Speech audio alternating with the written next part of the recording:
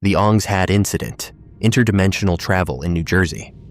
In the Pine Barrens of New Jersey, in a location called Ong's Hat, a real place name that appears on historical maps, but that refers to nothing more than a small clearing in the dense forest. There allegedly existed in the 1970s and 80s a commune of scientists, mystics, and alternative researchers who weren't just exploring consciousness or experimenting with psychedelics like so many other countercultural groups of that era, but who actually achieved something extraordinary, something that would justify every paranoid fear about suppressed technology and hidden breakthroughs. According to documents that began circulating in the early internet in the 1990s, this group, called the Institute for Chaos Studies and Imaginal Yoga, developed technology combining quantum physics, chaos theory, and ancient consciousness techniques to create what they called the egg, a sensory deprivation chamber enhanced with electromagnetic fields and meditation practices that could shift human consciousness between parallel dimensions, allowing travelers to physically move between alternate realities, to explore versions of Earth where history had unfolded differently, where other choices had been made, where parallel versions of themselves lived parallel lives. The researchers allegedly succeeded in not just perceiving these alternate dimensions, but in actually traveling to them, documenting their journeys, bringing back artifacts and information from realities adjacent to our own. Then in 1984, according to the narrative, government agencies discovered what was happening at Ong's Hat, raided the facility, confiscated the technology, disappeared the researchers, and suppressed all evidence that the experiments had occurred, leaving only fragmentary documents that found their way onto early internet bulletin boards and websites, documents that read like academic papers and first-hand accounts, but that have no verifiable authors, no institutional affiliations that can be confirmed, no physical evidence supporting their extraordinary claims, creating one of the first major alternate reality games, or one of the most thoroughly suppressed scientific breakthroughs in modern history, leaving investigators divided between those who believe Ong's Hat represents genuine interdimensional travel technology that was successfully concealed by authorities, and those who believe it represents sophisticated collaborative fiction, an early internet experiment in transmedia storytelling that was so effective at blurring the boundaries between fact and fiction that decades later, people still can't definitively determine whether any of it was real. The core document is Ong's Hat, Gateway to the Dimensions, allegedly authored by someone named Joseph Metheny, but attributed in the narrative to various researchers associated with the Institute. The text describes in remarkable detail the theoretical foundations of the dimensional travel technology, explaining how quantum mechanics allows for multiple parallel universes, how consciousness interfaces with quantum probability, how specific combinations of meditation techniques and electromagnetic stimulation could enable consciousness to navigate between quantum branches, allowing the subject to physically transition between parallel worlds. The writing has academic veneer, citations to real physics papers, references to chaos theory and consciousness research, technical diagrams and equations that creates impression of serious scientific work rather than obvious fiction. The document describes the egg as a spherical chamber where subjects would enter into deep meditative states while being exposed to carefully calibrated electromagnetic fields. The combination of sensory deprivation, consciousness techniques derived from various mystical traditions, and quantum-level electromagnetic effects would supposedly allow consciousness to decouple from its default dimensional attachment, to perceive the quantum branching that constantly occurs, to select alternate branches and shift awareness, and eventually physical presence, into those alternate realities. Early experiments involved brief perceptual shifts, seeing alternate versions of the surrounding area. Later experiments achieved full physical translation, with travelers spending hours or days in alternate dimensions before returning. The alternate worlds described in the documents were mostly similar to our own, but with specific differences.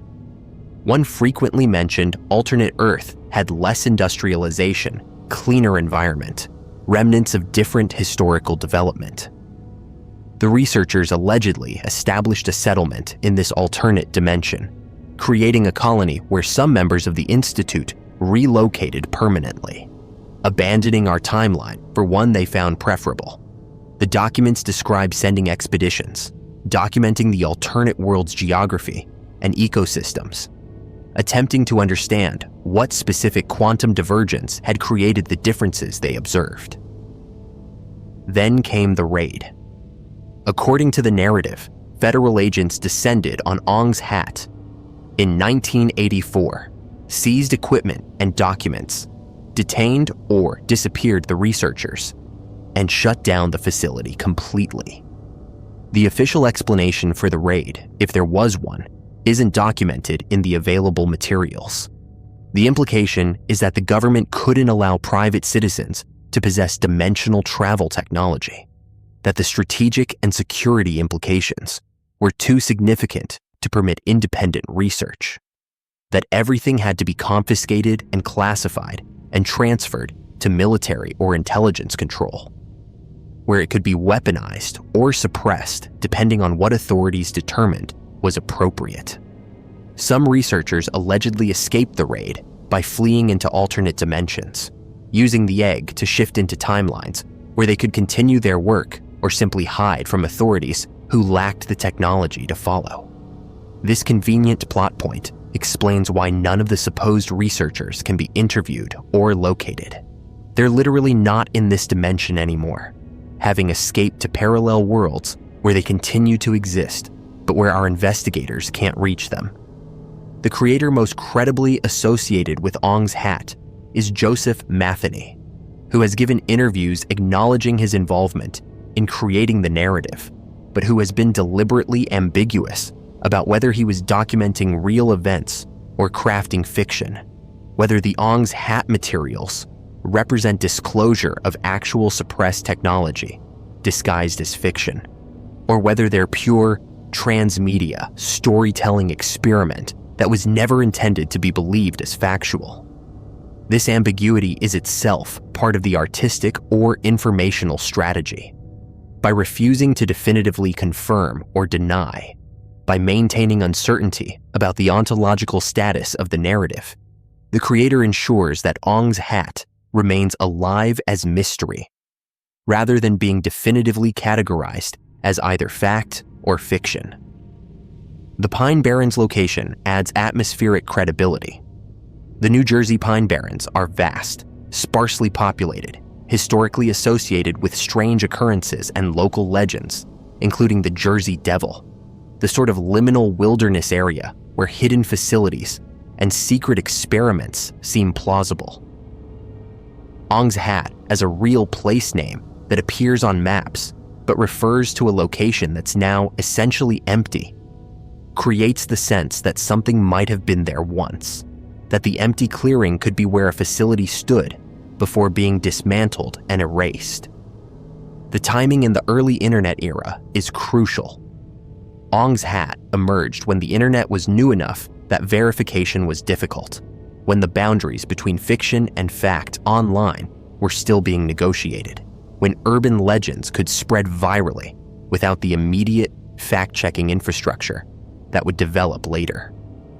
The materials were distributed through bulletin board systems, early websites, email chains, creating the sense of suppressed documents being leaked, of classified information finding its way onto networks that authorities couldn't fully control, of truth emerging through cracks in the information suppression systems. The scientific elements in Ong's Hat narratives are sophisticated enough to be convincing to non-specialists, but vague enough to avoid being definitively wrong. The quantum mechanics invoked is real science. The references to consciousness and measurement are actual topics in physics philosophy. The chaos theory connections are plausible, given chaos theory's applications across disciplines.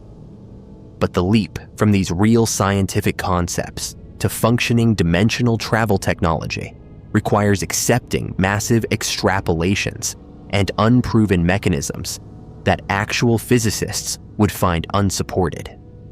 It's the kind of pseudoscience that sounds convincing if you don't have deep expertise, that uses real terminology and concepts in ways that seem coherent but that don't actually demonstrate that the claimed technology could work. The comparison to the Philadelphia experiment is inevitable. Both involve alleged secret experiments achieving extraordinary physics breakthroughs with disastrous or suppressed outcomes. Both lack contemporaneous documentation. Both feature government cover-ups that supposedly eliminated all evidence. Both persist as legends despite absence of verification. The pattern suggests either that secret research into exotic physics regularly occurs and regularly gets suppressed, or that this narrative template is appealing and gets replicated across different stories that are all essentially fictional variations on the same conspiratorial theme. Investigators searching for physical evidence at the Ong's Hat location have found nothing suggesting a research facility existed there.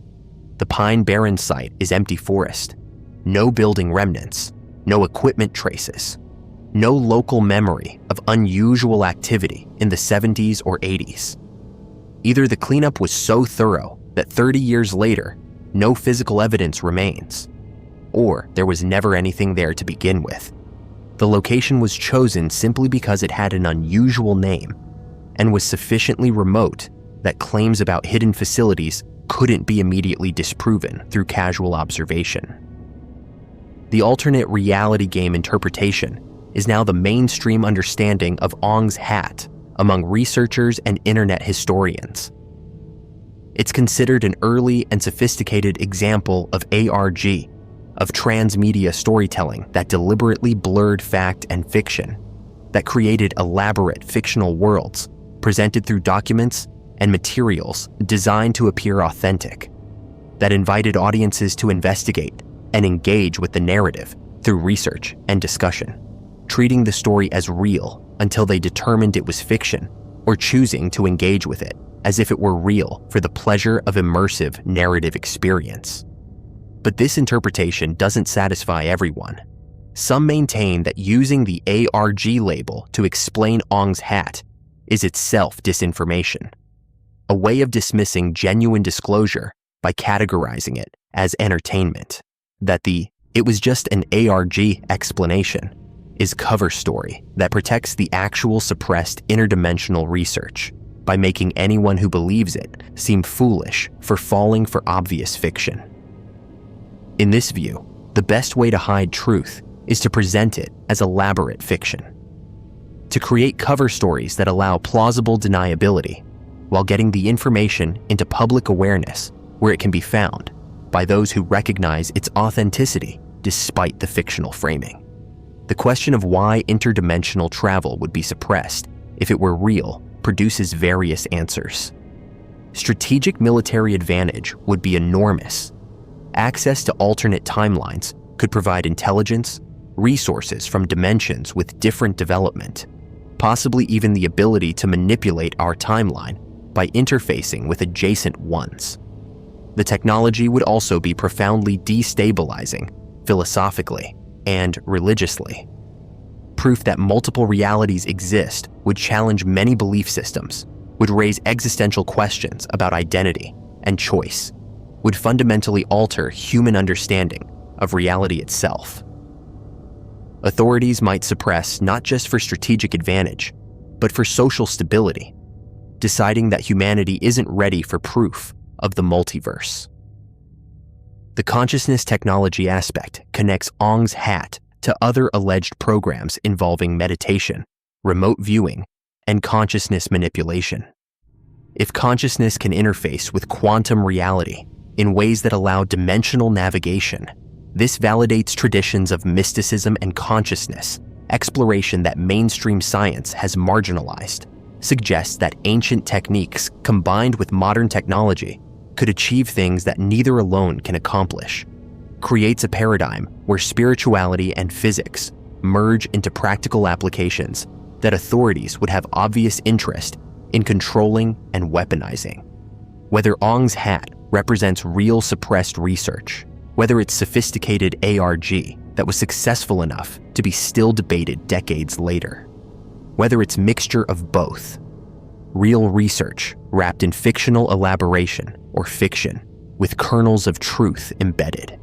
It functions as cultural artifact that expresses anxieties and fascinations about hidden technology, about government suppression of breakthroughs that would change society, about the possibility that reality is more fluid and accessible than we're officially told, about secret history occurring in liminal spaces, like the Pine Barrens, where official oversight is minimal, and where alternative communities can experiment with ideas and technologies that mainstream institutions won't touch. The documents persist online, downloadable and analyzable, inviting each new generation of internet users to encounter them and decide whether they're reading suppressed truth or creative fiction, whether Ong's hat was real institute that achieved dimensional travel before being shut down by authorities who couldn't allow such technology to remain in civilian hands, or whether its story, elaborate and compelling, that achieved its creator's goals of blurring boundaries between fact and fiction, of creating mystery that resists definitive resolution, of making people question what's possible and what's hidden, of suggesting that maybe in the Pine Barrens in the 1970s and 80s, something extraordinary happened, something involving consciousness and physics and dimensions, something that was suppressed so thoroughly that only these fragmentary documents remain, or something that never happened at all, except as narrative experiment that succeeded beyond its creator's expectations, that became real in the sense that legends become real, not as historical events, but as cultural artifacts that shape how we think about possibility, about suppression, about the boundaries of reality, about whether interdimensional travel was achieved at Ong's hat, or whether interdimensional travel remains impossible. And Ong's hat is just story, just fiction, just elaborate hoax or ARG that we're still discussing decades later because it captured something essential about what we want to believe is possible, about what we fear might be hidden from us, about the liminal spaces in American landscape where secret history might have occurred beyond official awareness, where researchers might have opened doorways to parallel worlds, where the egg might have functioned exactly as described before. Government agents dismantled it and disappeared everyone who knew how it worked, leaving us only with documents of uncertain provenance describing technology that sounds almost plausible, describing discoveries that would change everything if they were real, describing Ong's hat as gateway to dimensions that we can't access anymore, that researchers fled into to escape the raid, that remain tantalizingly close but absolutely unreachable, existing in probability space adjacent to our own, just beyond the quantum barrier that the Institute for Chaos Studies supposedly learned to cross, that they documented in papers we can read but can't verify, that they achieved in New Jersey before vanishing into alternate timelines, or into fiction, or into legend that persists because we want it to be true. Because interdimensional travel is more exciting than the empty clearing that's all that remains at Ong's hat. Now, just forest and the ghost of a name, and the persistent question of whether anything was ever really there, whether the egg existed, whether consciousness can bridge dimensions, whether authorities suppressed it, or whether someone simply told a very good story that decades later we still can't quite let go of, still can't definitively dismiss, still wonder about in moments when the line between possible and impossible seems thinner than we normally acknowledge. When Ong's hat emerges from history or fiction, or the space between them, as a reminder that some mysteries resist resolution, some stories refuse to be categorized cleanly as true or false. Some narratives achieve reality through persistence and belief, even if they never achieved reality through historical occurrence, leaving Ong's Hat suspended forever in uncertainty, in liminality, in the space between dimensions, or between fact and fiction, gateway to parallel worlds, or gateway to understanding how stories function in internet age, how legends develop and spread and persist, how the most compelling mysteries are often the ones that can never be definitively solved because the evidence doesn't exist, or was suppressed, or was never real to begin with. Leaving us only with the story, with the legend, with Ong's Hat and its interdimensional egg that opened doorways to parallel worlds, or that never existed anywhere except in documents that found their way onto early internet, documents that might be suppressed truth, or might be creative fiction, that might document the most significant breakthrough in human history, or might document nothing except human capacity for creating compelling narratives about breakthroughs that never happened, leaving Ong's Hat as permanent mystery, permanent gateway, permanent question mark in the New Jersey Pine Barrens, where something might have been, or where nothing ever was, where reality might have been breached, or where fiction successfully impersonated reality, where we'll never know for certain what actually occurred because the evidence we'd need to determine truth was either destroyed by authorities or was never created in the first place, leaving Ong's Hat hovering in eternal uncertainty, exactly where the best mysteries belong. The Philadelphia Experiment, men fused with metal and lost in time. In October 1943, according to claims that emerged over a decade later, the U.S. Navy conducted a classified experiment at the Philadelphia Naval Shipyard involving the destroyer escort USS Eldridge, attempting to achieve radar invisibility through application of Einstein's unified field theory, using massive electromagnetic generators to bend light and radar waves around the ship, making it undetectable to enemy surveillance. But something went catastrophically wrong with the experiment, and instead of merely becoming invisible to radar, the ship allegedly vanished completely from its berth in Philadelphia, teleported instantaneously to Norfolk, Virginia, over 200 miles away, where it was briefly observed before vanishing again and reappearing back in Philadelphia. The entire incident lasting only minutes, but leaving the crew in conditions that suggested they'd experienced something far beyond simple teleportation. Sailors were reportedly found fused with the metal structure of the ship, their bodies merged with bulkheads and decks, as if the matter of flesh and steel had somehow interpenetrated during whatever dimensional or temporal displacement occurred. Others had caught fire and burned without apparent ignition source. Some had simply vanished completely, never accounted for, possibly lost in whatever space the ship traveled through. Survivors suffered severe disorientation, psychological trauma, and reported experiences of time distortion, of seeing things that shouldn't exist, of briefly existing in states where normal physics didn't apply, where their bodies became unstable and reality itself became fluid, leaving them permanently damaged by exposure to forces or dimensions that human biology isn't equipped to handle. The Navy has consistently denied that any such experiment occurred, has stated that the USS Eldridge wasn't even in Philadelphia at the time of the alleged experiment, has dismissed the entire story as fabrication and myth.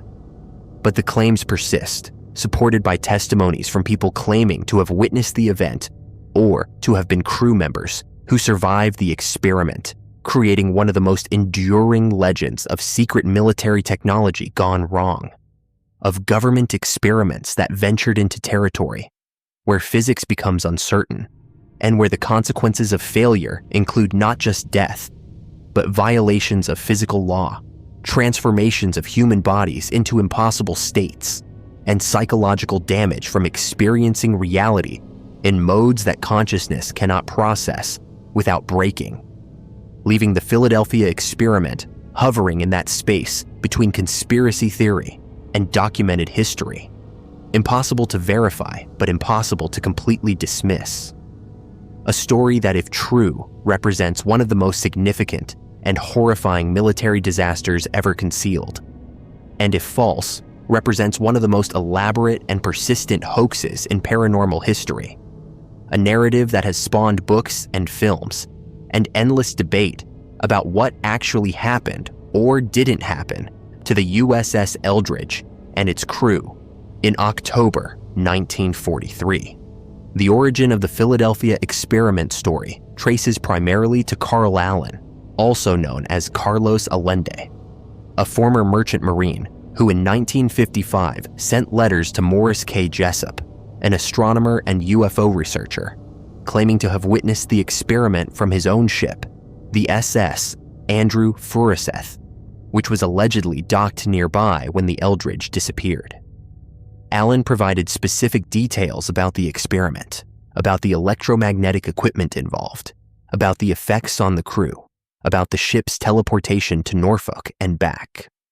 His letters were strange, filled with unusual capitalization and underlining, written in a style that suggested either mental instability or deliberate obfuscation, making it difficult to determine whether he was reporting genuine classified information or whether he was confabulating or intentionally creating an elaborate hoax. The story gained wider attention when an annotated copy of Jessup's book, The Case for the UFO, was sent to the Office of Naval Research, marked up with handwritten comments that appeared to be from multiple people discussing secret Navy experiments, UFO propulsion systems, and other classified information. The annotations mentioned the Philadelphia experiment and seemed to corroborate Allen's claims through independent sources, though the handwriting analysis later suggested the annotations might all have been written by Allen himself, using different pens and styles, creating the illusion of multiple annotators, when actually it was a single source creating the appearance of corroboration. Morris Jessup died in 1959 under circumstances officially ruled suicide, carbon monoxide poisoning in his car. But conspiracy theorists have long suggested he was murdered because he knew too much about the Philadelphia experiment or other classified programs, that his death was disguised suicide to prevent him from revealing what he'd learned through Allen's letters and his own investigations. Whether Jessup's death was genuine suicide motivated by personal problems, or whether it was assassination remains disputed, but it added a layer of sinister implication to the Philadelphia experiment story, suggesting that knowledge of the experiment was dangerous, that authorities would kill to protect the secret. The specific claims about what happened to the crew are the most disturbing elements. Reports describe sailors whose bodies had merged with the steel structure of the ship, men embedded in bulkheads, or decks, their flesh and bone interpenetrated with metal in ways that shouldn't be possible, in ways that suggest the atomic structure of different materials had somehow blended, or that the men had been partially phased out of normal space-time and rematerialized while occupying the same location as the ship's structure. The accounts describe attempts to extract these men from the metal, efforts that were either impossible or that resulted in their deaths, leaving bodies permanently entombed in the ship's structure or requiring amputation of the fused sections. Other crew members allegedly experienced spontaneous combustion or immolation, catching fire without apparent external ignition, burning from the inside out in ways that suggested their bodies had been affected at molecular or energetic levels by the electromagnetic fields, or by whatever forces were involved in making the ship disappear and reappear. Some survivors reportedly suffered from freezing, suddenly becoming stuck in position, unable to move, as if time had stopped for their bodies while continuing for everything around them, requiring intervention from crew members who understood the phenomenon and who could somehow restore normal temporal flow to the affected person. The psychological effects on survivors were allegedly profound and lasting. Men reported seeing dimensions or realities beyond normal perception, experiencing time non-linearly, existing simultaneously in multiple states, perceiving the ship and themselves as fluid rather than solid, as probability rather than certainty. These experiences reportedly drove some to madness, to suicide, to permanent psychiatric institutionalization, because their consciousness couldn't reconcile what they'd experienced with normal reality, couldn't return to baseline human perception after having been exposed to states of existence that violated every assumption about how reality is structured. The theoretical basis for the experiment supposedly drew on Einstein's unified field theory work, attempts to create mathematical frameworks that would unite electromagnetic forces with gravity, potentially allowing manipulation of space-time itself through controlled electromagnetic fields. If such manipulation was possible, making an object invisible by bending light around it would be a relatively simple application. But the theory would also allow for more exotic effects, like teleportation, time manipulation, and dimensional displacement. Whether Einstein's work actually provided a basis for practical technology, or whether the military's interpretation and application of theoretical physics produced unexpected catastrophic results, remains unknown because the classification of the alleged project means the actual theoretical and technical details have never been publicly released. The Navy's denials are consistent and absolute. Official records show the USS Eldridge was not in Philadelphia on the dates specified, was actually on convoy duty, and can be tracked through logs and reports that place it elsewhere. The ship's crew logs show no unusual incidents, no missing personnel, no records of experimental equipment being installed or tests being conducted. The Navy states flatly that no experiment of this type ever occurred, that the technology described wouldn't be possible with 1940s science and engineering, that the entire story is fabrication without any factual basis. But conspiracy theorists note that if an experiment had gone catastrophically wrong, producing the horrific results described, the Navy would have every reason to deny it happened, to falsify records, to eliminate evidence, to relocate survivors to psychiatric facilities where their testimony would be dismissed as delusion, to do everything possible to ensure the disaster never became public knowledge. The fact that official records contradict the story doesn't disprove the story if those records are themselves fabricated or altered to cover up the incident. And some researchers claim to have found inconsistencies in the official records, gaps that might indicate alterations, personnel records that seem incomplete or modified, suggesting that something did happen that the Navy has worked to erase from documentary evidence. Testimonies from alleged survivors or witnesses have appeared over the decades, though their credibility varies widely. Some provide detailed accounts that include technical information and specific memories that seem too elaborate to be purely invented. Others make claims that seem exaggerated or that contradict each other, suggesting either that different people experience different aspects of the same event, or that at least some testimonies are fabricated or embellished. The challenge with testimony about classified military projects is that genuine witnesses would have been threatened with prosecution if they spoke publicly, meaning credible witnesses might remain silent while less credible sources feel free to come forward, creating a selection bias where the available testimony isn't necessarily representative of what actually occurred. The connection to other alleged military experiments is frequently noted. The Montauk Project, which supposedly involved time travel experiments and consciousness manipulation, is claimed by some to be a continuation of the Philadelphia experiment, using knowledge gained from the Eldridge disaster to develop more controlled methods of temporal and dimensional manipulation. Whether Montauk is real or is simply another layer of mythology built on top of the Philadelphia experiment legend is equally disputed. But the connection creates a larger narrative about secret military research into exotic physics and consciousness manipulation that spans decades. The theoretical possibility of what the Philadelphia experiment describes depends on interpretations of physics that aren't mainstream. Making an object invisible through electromagnetic manipulation of light isn't impossible in principle. Modern stealth technology achieves radar invisibility through different means, and theoretical invisibility cloaks have been proposed using metamaterials that bend light around objects. But achieving the dramatic teleportation and temporal effects described would require physics far beyond current understanding, would require that unified field theories provide not just mathematical elegance, but actual mechanisms for manipulating space-time in ways that allow matter to be moved through space instantaneously, or to exist in quantum superposition, where solid objects can interpenetrate.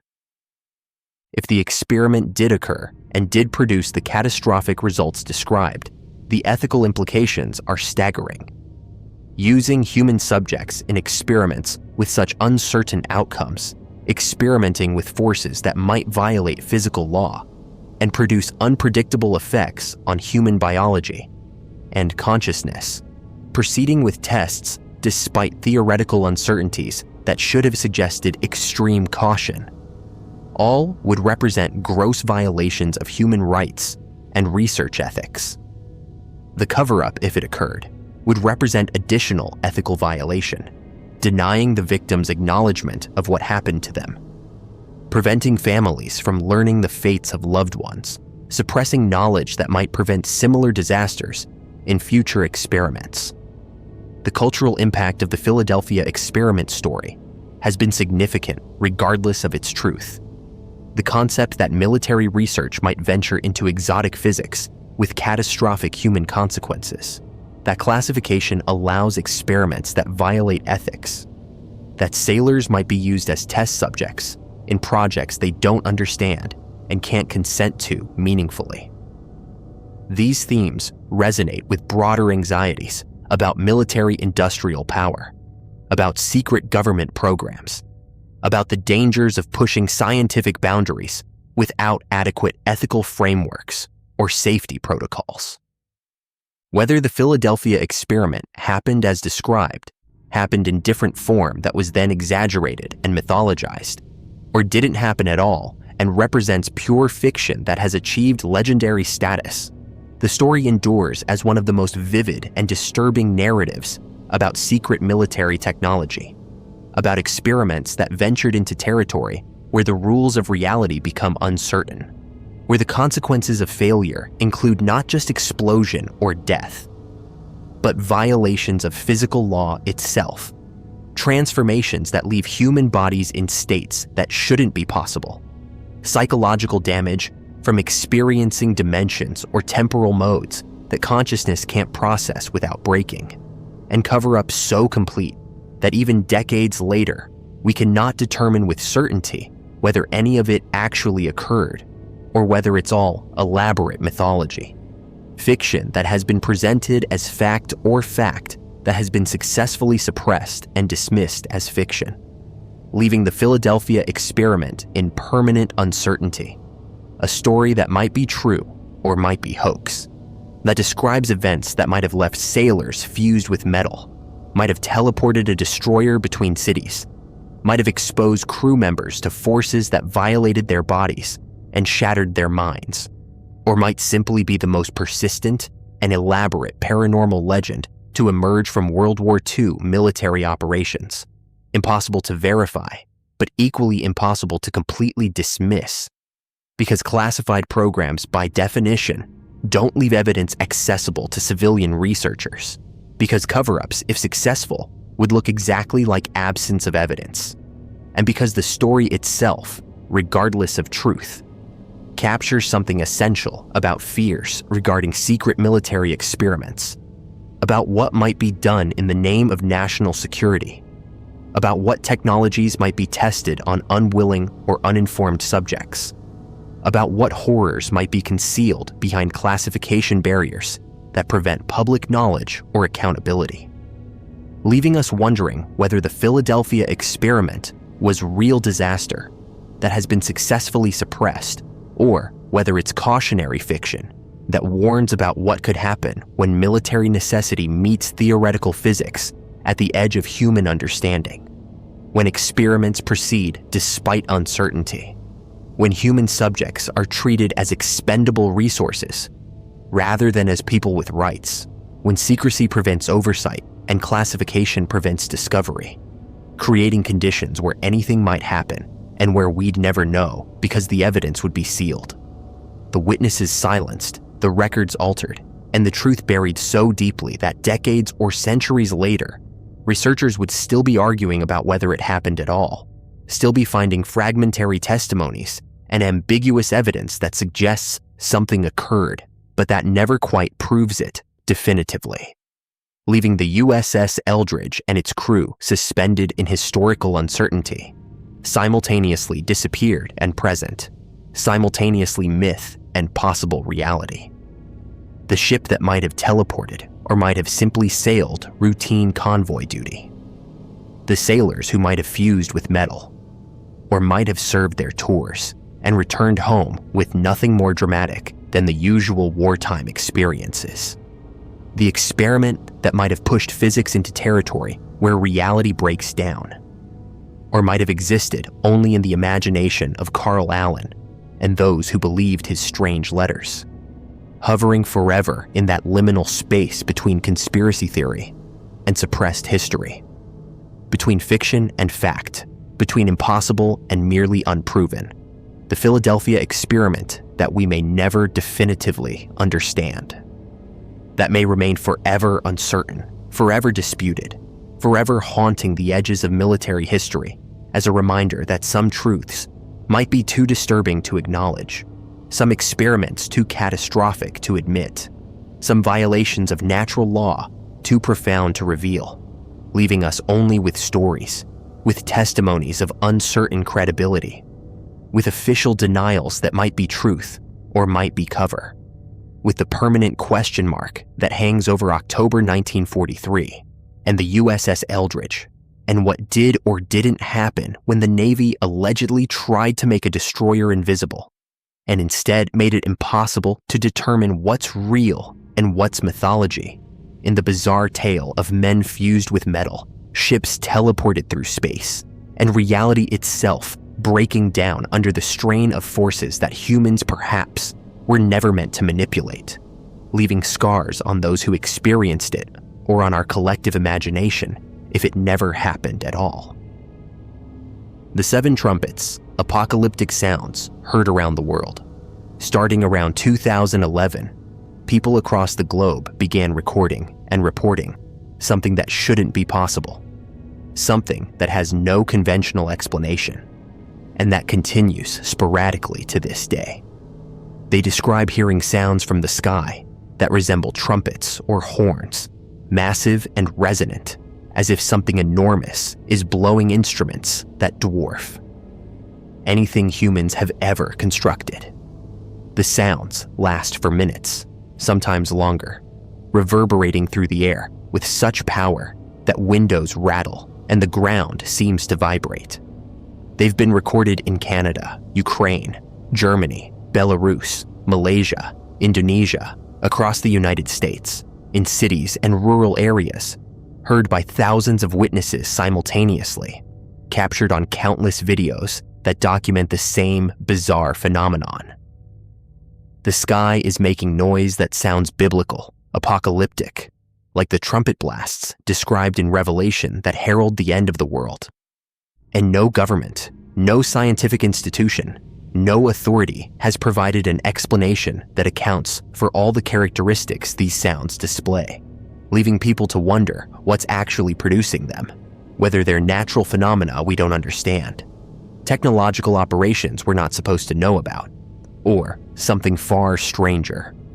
Signs that whatever the Book of Revelation described might actually be beginning, that we're hearing the literal trumpets that announce the apocalypse, and that everything we've dismissed as religious mythology might be terrifyingly, impossibly real. The sounds themselves are deeply unsettling, even through recordings, and witnesses describe them as far more impactful in person. They're low frequency, resonant, creating harmonics that seem to come from everywhere and nowhere simultaneously. The tone shifts and modulates, sometimes sounding like a single sustained note, other times like multiple horns playing together in dissonant chords that create tension and unease.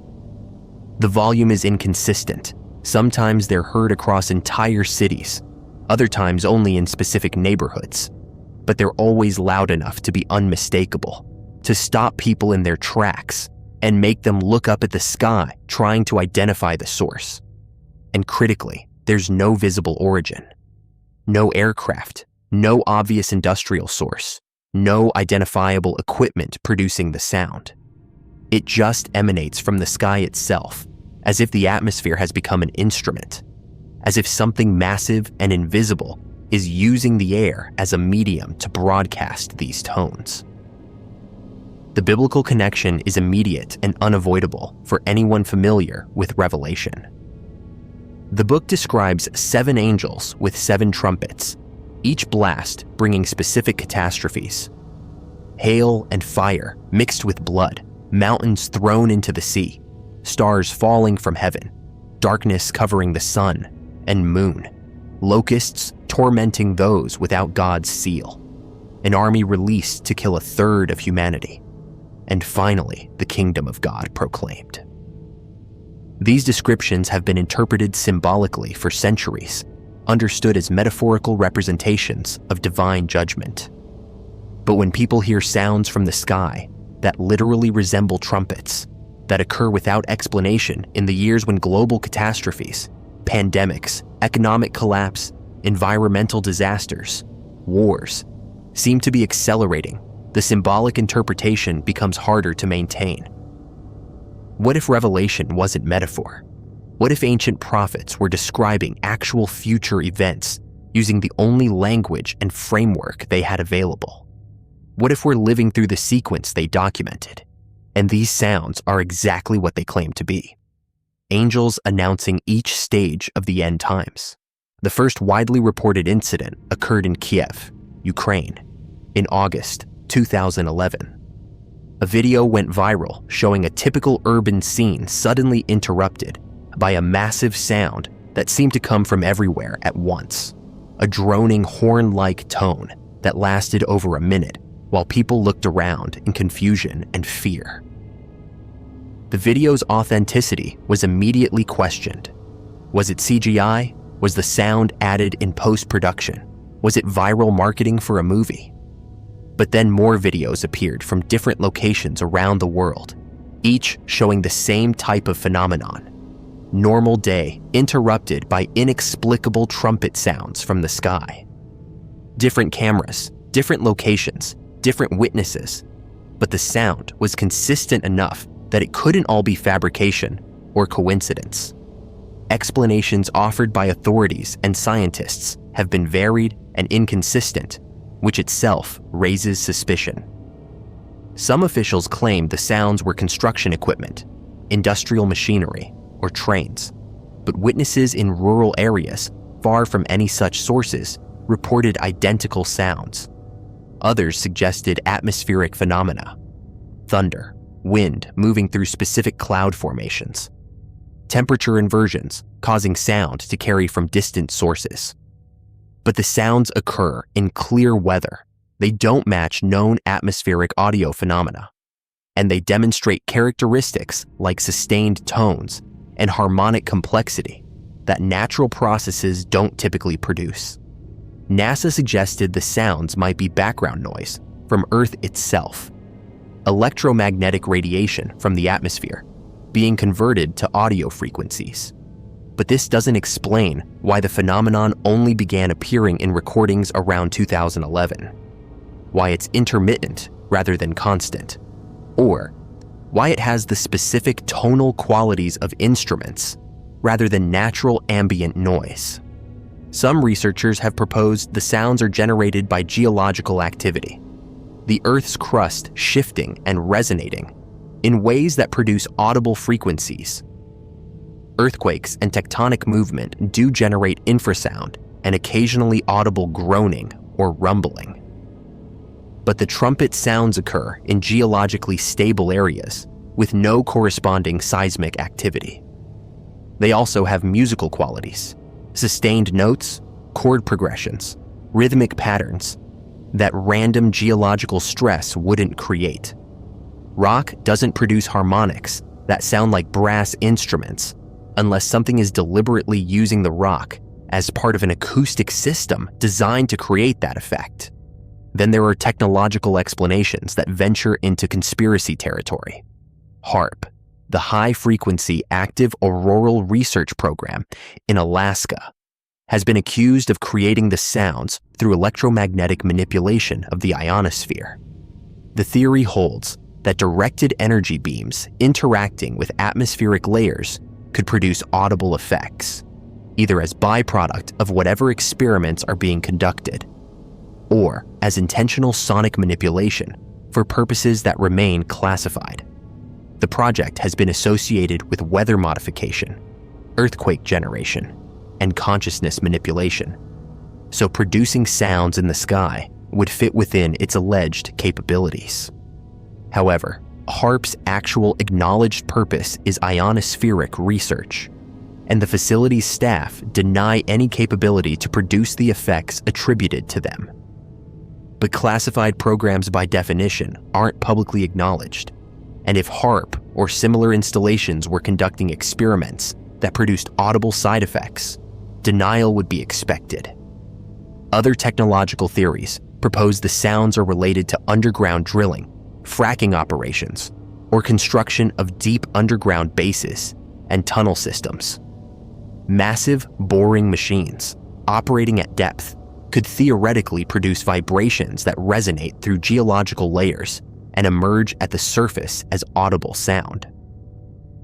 But this doesn't explain why the sounds appear to come from the sky rather than the ground, why they're heard in areas with no known underground construction, or why they have the specific timbral qualities they demonstrate, unless the underground operations are far more extensive than publicly known, extending beneath virtually every location where sounds have been reported.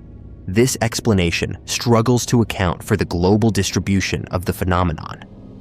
There's also speculation about secret aerospace programs, advanced aircraft or spacecraft, using propulsion systems that generate unusual acoustic signatures.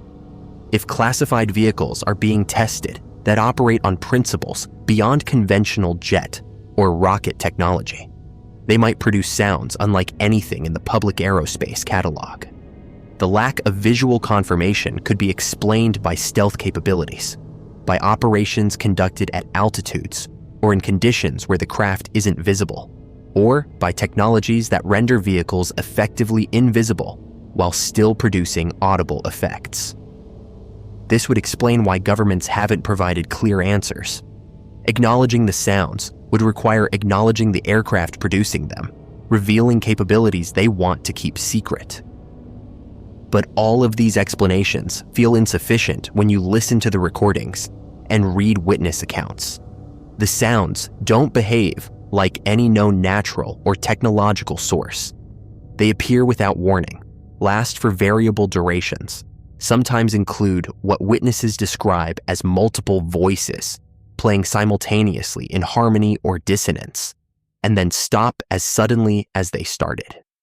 There's an intentional quality to them, a sense that they're being played rather than randomly generated, that something is producing these tones deliberately for purposes we can only speculate about.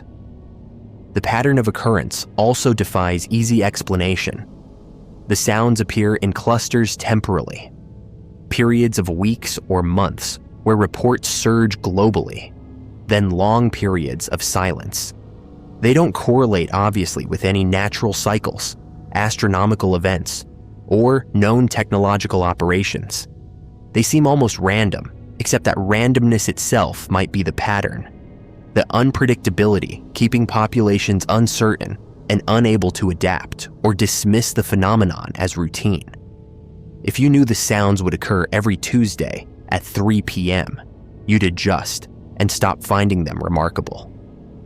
But when they can happen anytime, anywhere, they maintain their power to disturb and frighten, to remind people that something is occurring that we don't control and don't understand. Witness reactions are remarkably consistent across cultures and locations. People describe feeling profound unease, not just from the strangeness of the sound, but from something about its quality that triggers instinctive fear responses. Some report the sound makes them think immediately of divine judgment, of end times, even if they're not particularly religious. Others describe feeling that they're hearing something they're not supposed to hear, that the sounds are meant for something other than human ears, and we're just accidentally picking them up. Many report that the sounds affect them physically: pressure in the chest, difficulty breathing, nausea, disorientation, suggesting frequencies or volumes that interact with human physiology in ways that go beyond simple auditory perception. Children seem particularly affected, becoming frightened or distressed when the sounds occur, sometimes claiming they can hear elements in the sounds that adults don't perceive. Animals also react strangely: dogs barking frantically, birds falling silent, livestock becoming agitated. This suggests the sounds might contain frequency components outside normal human hearing range that animals and children, whose hearing extends to different ranges, can detect. What we're consciously hearing might be only part of what's actually being broadcast, with infrasound or ultrasound components carrying additional information or producing effects we're not consciously aware of. The religious interpretation remains powerful despite efforts to find scientific explanations. For believers in biblical prophecy, the sounds are exactly what Revelation describes: literal trumpets being blown in heaven that we're hearing on earth, announcements of each stage of apocalyptic sequence. The fact that they began appearing around 2011, a period when many eschatological timelines predicted increased activity leading toward end times, adds weight to this interpretation. The sounds could be warnings, announcements that the prophesied events are beginning, calls for humanity to repent or prepare for what's coming. In this framework, the lack of scientific explanation isn't a mystery to be solved, but expected. Divine phenomena wouldn't be explainable through human science, wouldn't reduce to natural or technological causes because they're supernatural by nature. There are also theories that blend scientific and spiritual frameworks, suggesting the sounds represent dimensional bleeding or reality shifts. If the barrier between our dimension and others is weakening, if multiple realities are beginning to overlap, then we might be hearing sounds from adjacent dimensions, the acoustic environment of spaces that exist parallel to ours becoming briefly audible when conditions align. The trumpet-like quality could be actual instruments being played in those dimensions, or it could be how our brains interpret frequencies that don't translate cleanly into our acoustic reality.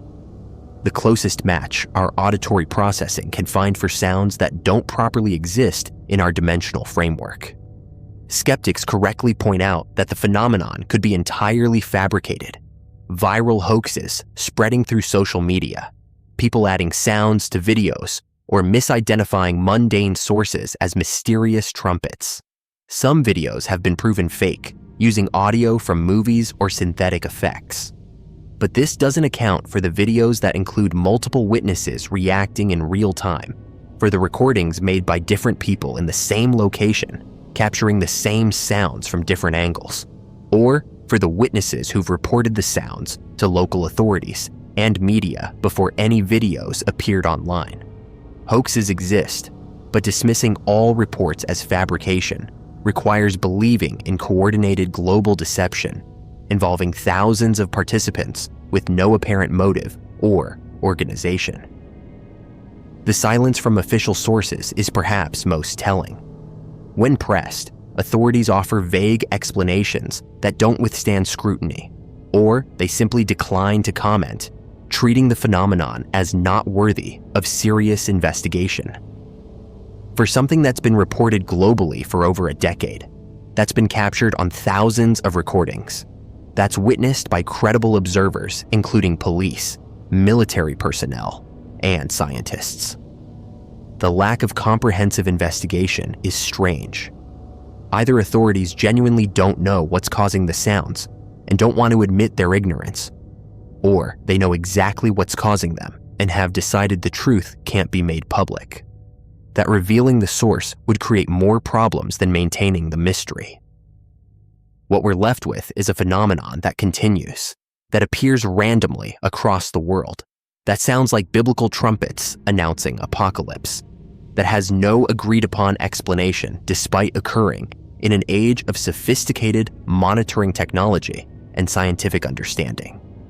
Whether these are natural processes we haven't identified, technological operations we're not supposed to know about, psychological warfare being conducted on global populations, dimensional anomalies becoming audible as reality structures shift, or actual divine heralds announcing stages of prophesied end times, the sounds persist and the mystery deepens. And every time a new recording appears, every time someone reports hearing the trumpets in their city, in their neighborhood, in the sky above their home, people remember the biblical descriptions, remember that the end times were supposed to be announced exactly this way, with trumpets from heaven that everyone would hear, with signs so obvious that no one could claim they weren't warned. And they wonder if perhaps the ancient prophets knew exactly what they were talking about, if the sounds we're dismissing as atmospheric phenomena or hoaxes are actually the literal fulfillment of apocalyptic prophecy. The 7 angels with 7 trumpets beginning their sequence, each blast bringing us closer to whatever ending or transformation has been written in the cosmic schedule since before humanity began keeping time, announced now in tones that resonate through the atmosphere like instruments played by something vast enough to use the sky itself as concert hall, broadcasting to everyone regardless of belief or readiness. The message that whatever was prophesied is beginning, that the trumpets are sounding, and that time as we've known it is running toward its conclusion, announced in notes that echo across the world like warnings we're refusing to fully hear. The pale crawlers, humanoid creatures spotted on all fours. In recent years, a disturbing pattern has emerged in online reports of cryptid encounters, sightings that share such specific characteristics across different witnesses that they've coalesced into a distinct phenomenon.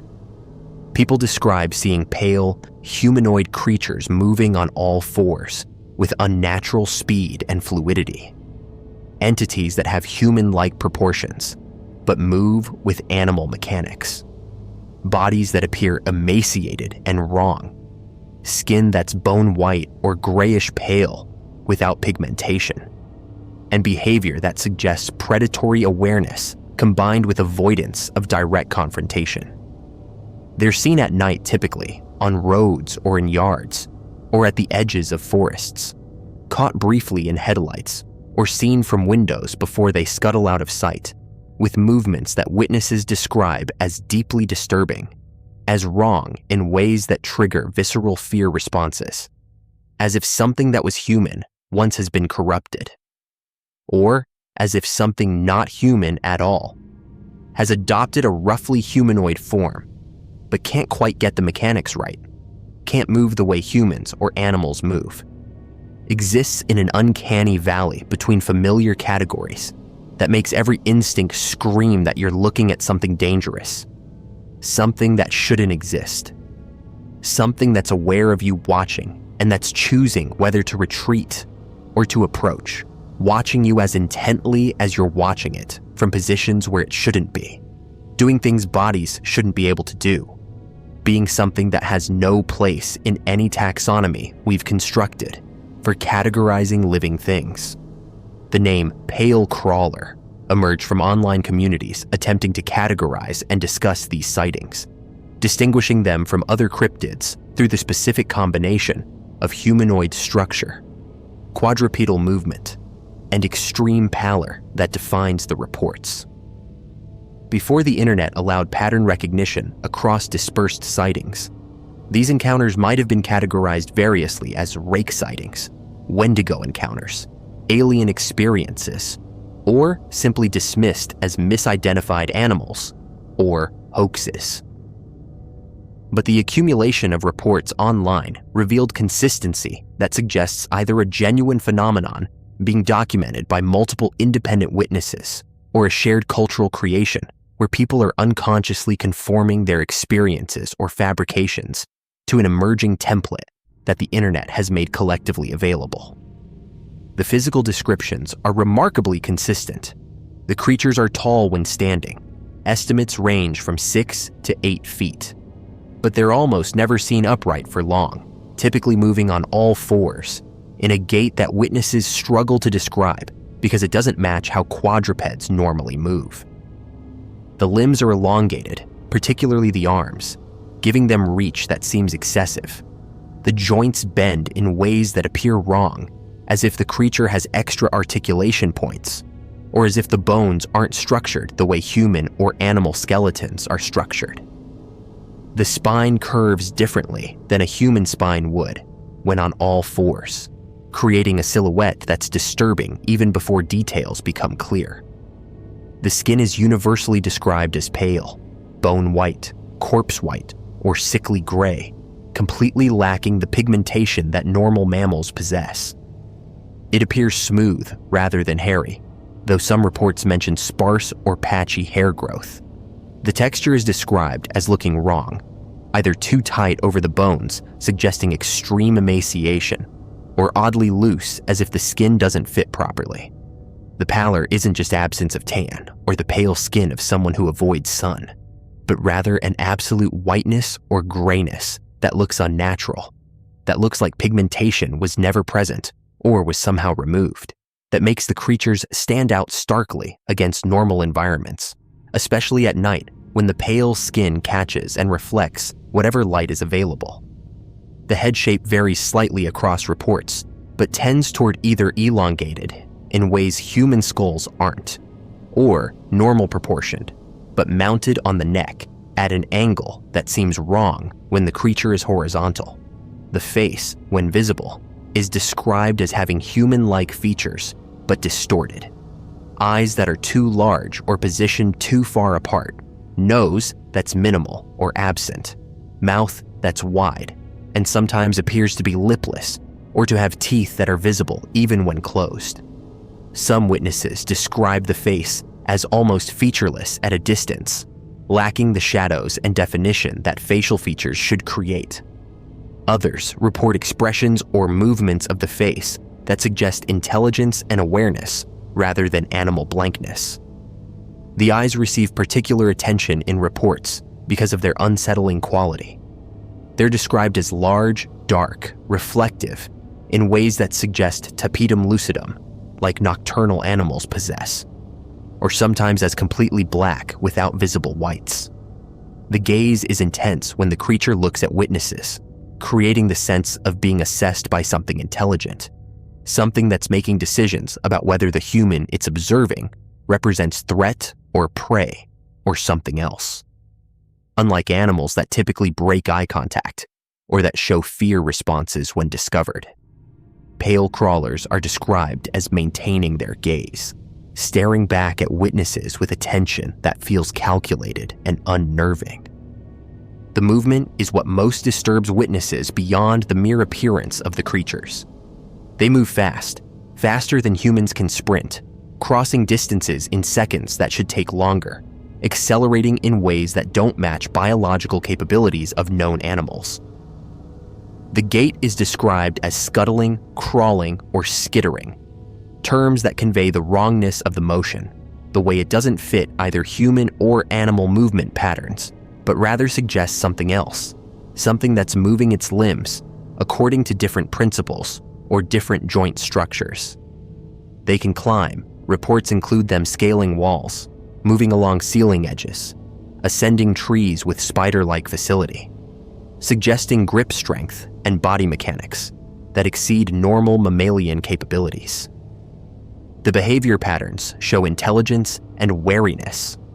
Pale crawlers are almost never aggressive in the accounts. Instead, they flee when discovered, moving quickly away from witnesses rather than approaching. This could suggest they're predators that prefer ambush and avoid confrontation with aware prey, or that they're simply not interested in humans and retreat when their presence is detected. But there are accounts where the creature doesn't flee, where it remains in position watching the witness, where the encounter becomes a standoff until something, the witness retreating, additional people arriving, daylight approaching, breaks the stalemate, and the creature finally disengages. Some reports describe vocalizations, clicking sounds, hissing, or noises that witnesses struggle to categorize, sounds that don't match any familiar animal repertoire. Others report complete silence, creatures that move without sound despite their speed and the surfaces they're traversing, suggesting either evolved stealth capabilities or, more disturbingly, that they're not entirely physical, that they're manifesting in ways that don't create the normal acoustic signatures that moving bodies should produce. The locations vary, but share certain characteristics. Pale crawlers are reported in both rural and suburban settings, rarely in dense urban environments, but not exclusively in wilderness. They appear in yards, on rural roads, at the edges of wooded areas, in parks, and areas where human habitation meets less developed land. The frequency of sightings seems to have increased in recent years, though this could reflect better reporting through internet platforms rather than actual increase in the phenomenon. They're seen globally. Reports come from North America, Europe, Australia, and elsewhere, though the density of sightings is highest in regions with active online cryptid communities that provide platforms for reporting. The time of encounters is almost universally nighttime, typically late night or pre-dawn hours when human activity is minimal. This nocturnal pattern could indicate the creatures are naturally night active, or that they're simply more visible against dark backgrounds due to their pale coloration, or that nighttime encounters are more likely to be reported and remembered because the fear response is stronger when visibility is limited and flight options are constrained. The question of what pale crawlers actually are produces the expected range of theories. Skeptics propose misidentification, people seeing known animals in poor light and interpreting them through cryptid frameworks, primed by internet exposure to the pale crawler concept. Deer, dogs, bears, coyotes can all look strange in certain lighting and angles, and human pattern recognition combined with fear can transform familiar animals into something that seems alien and threatening. The internet then provides the pale crawler label for these misidentifications, creating consistency through shared terminology rather than through genuine encounters with the same unknown entity. The hoax theory is inevitable, given that some cryptid reports are intentionally fabricated, but it struggles with the volume and distribution of pale crawler accounts. Unless there's a coordinated hoax network spanning multiple continents, most reports would have to be independent fabrications that coincidentally match the same template. Possible, but requiring either remarkable coincidence or widespread knowledge of the pale crawler concept before the fabrication occurs, which would make it less hoax and more collaborative fiction that people are pretending is real. The biological cryptid interpretation proposes that pale crawlers are undiscovered species, possibly severely mutated or diseased individuals of known species, or relict populations of hominids that have developed unusual characteristics through isolation. Albinism or other pigmentation disorders could explain the pallor. Diseases like mange could explain the skin appearance, and neurological or skeletal abnormalities could explain the unusual gait.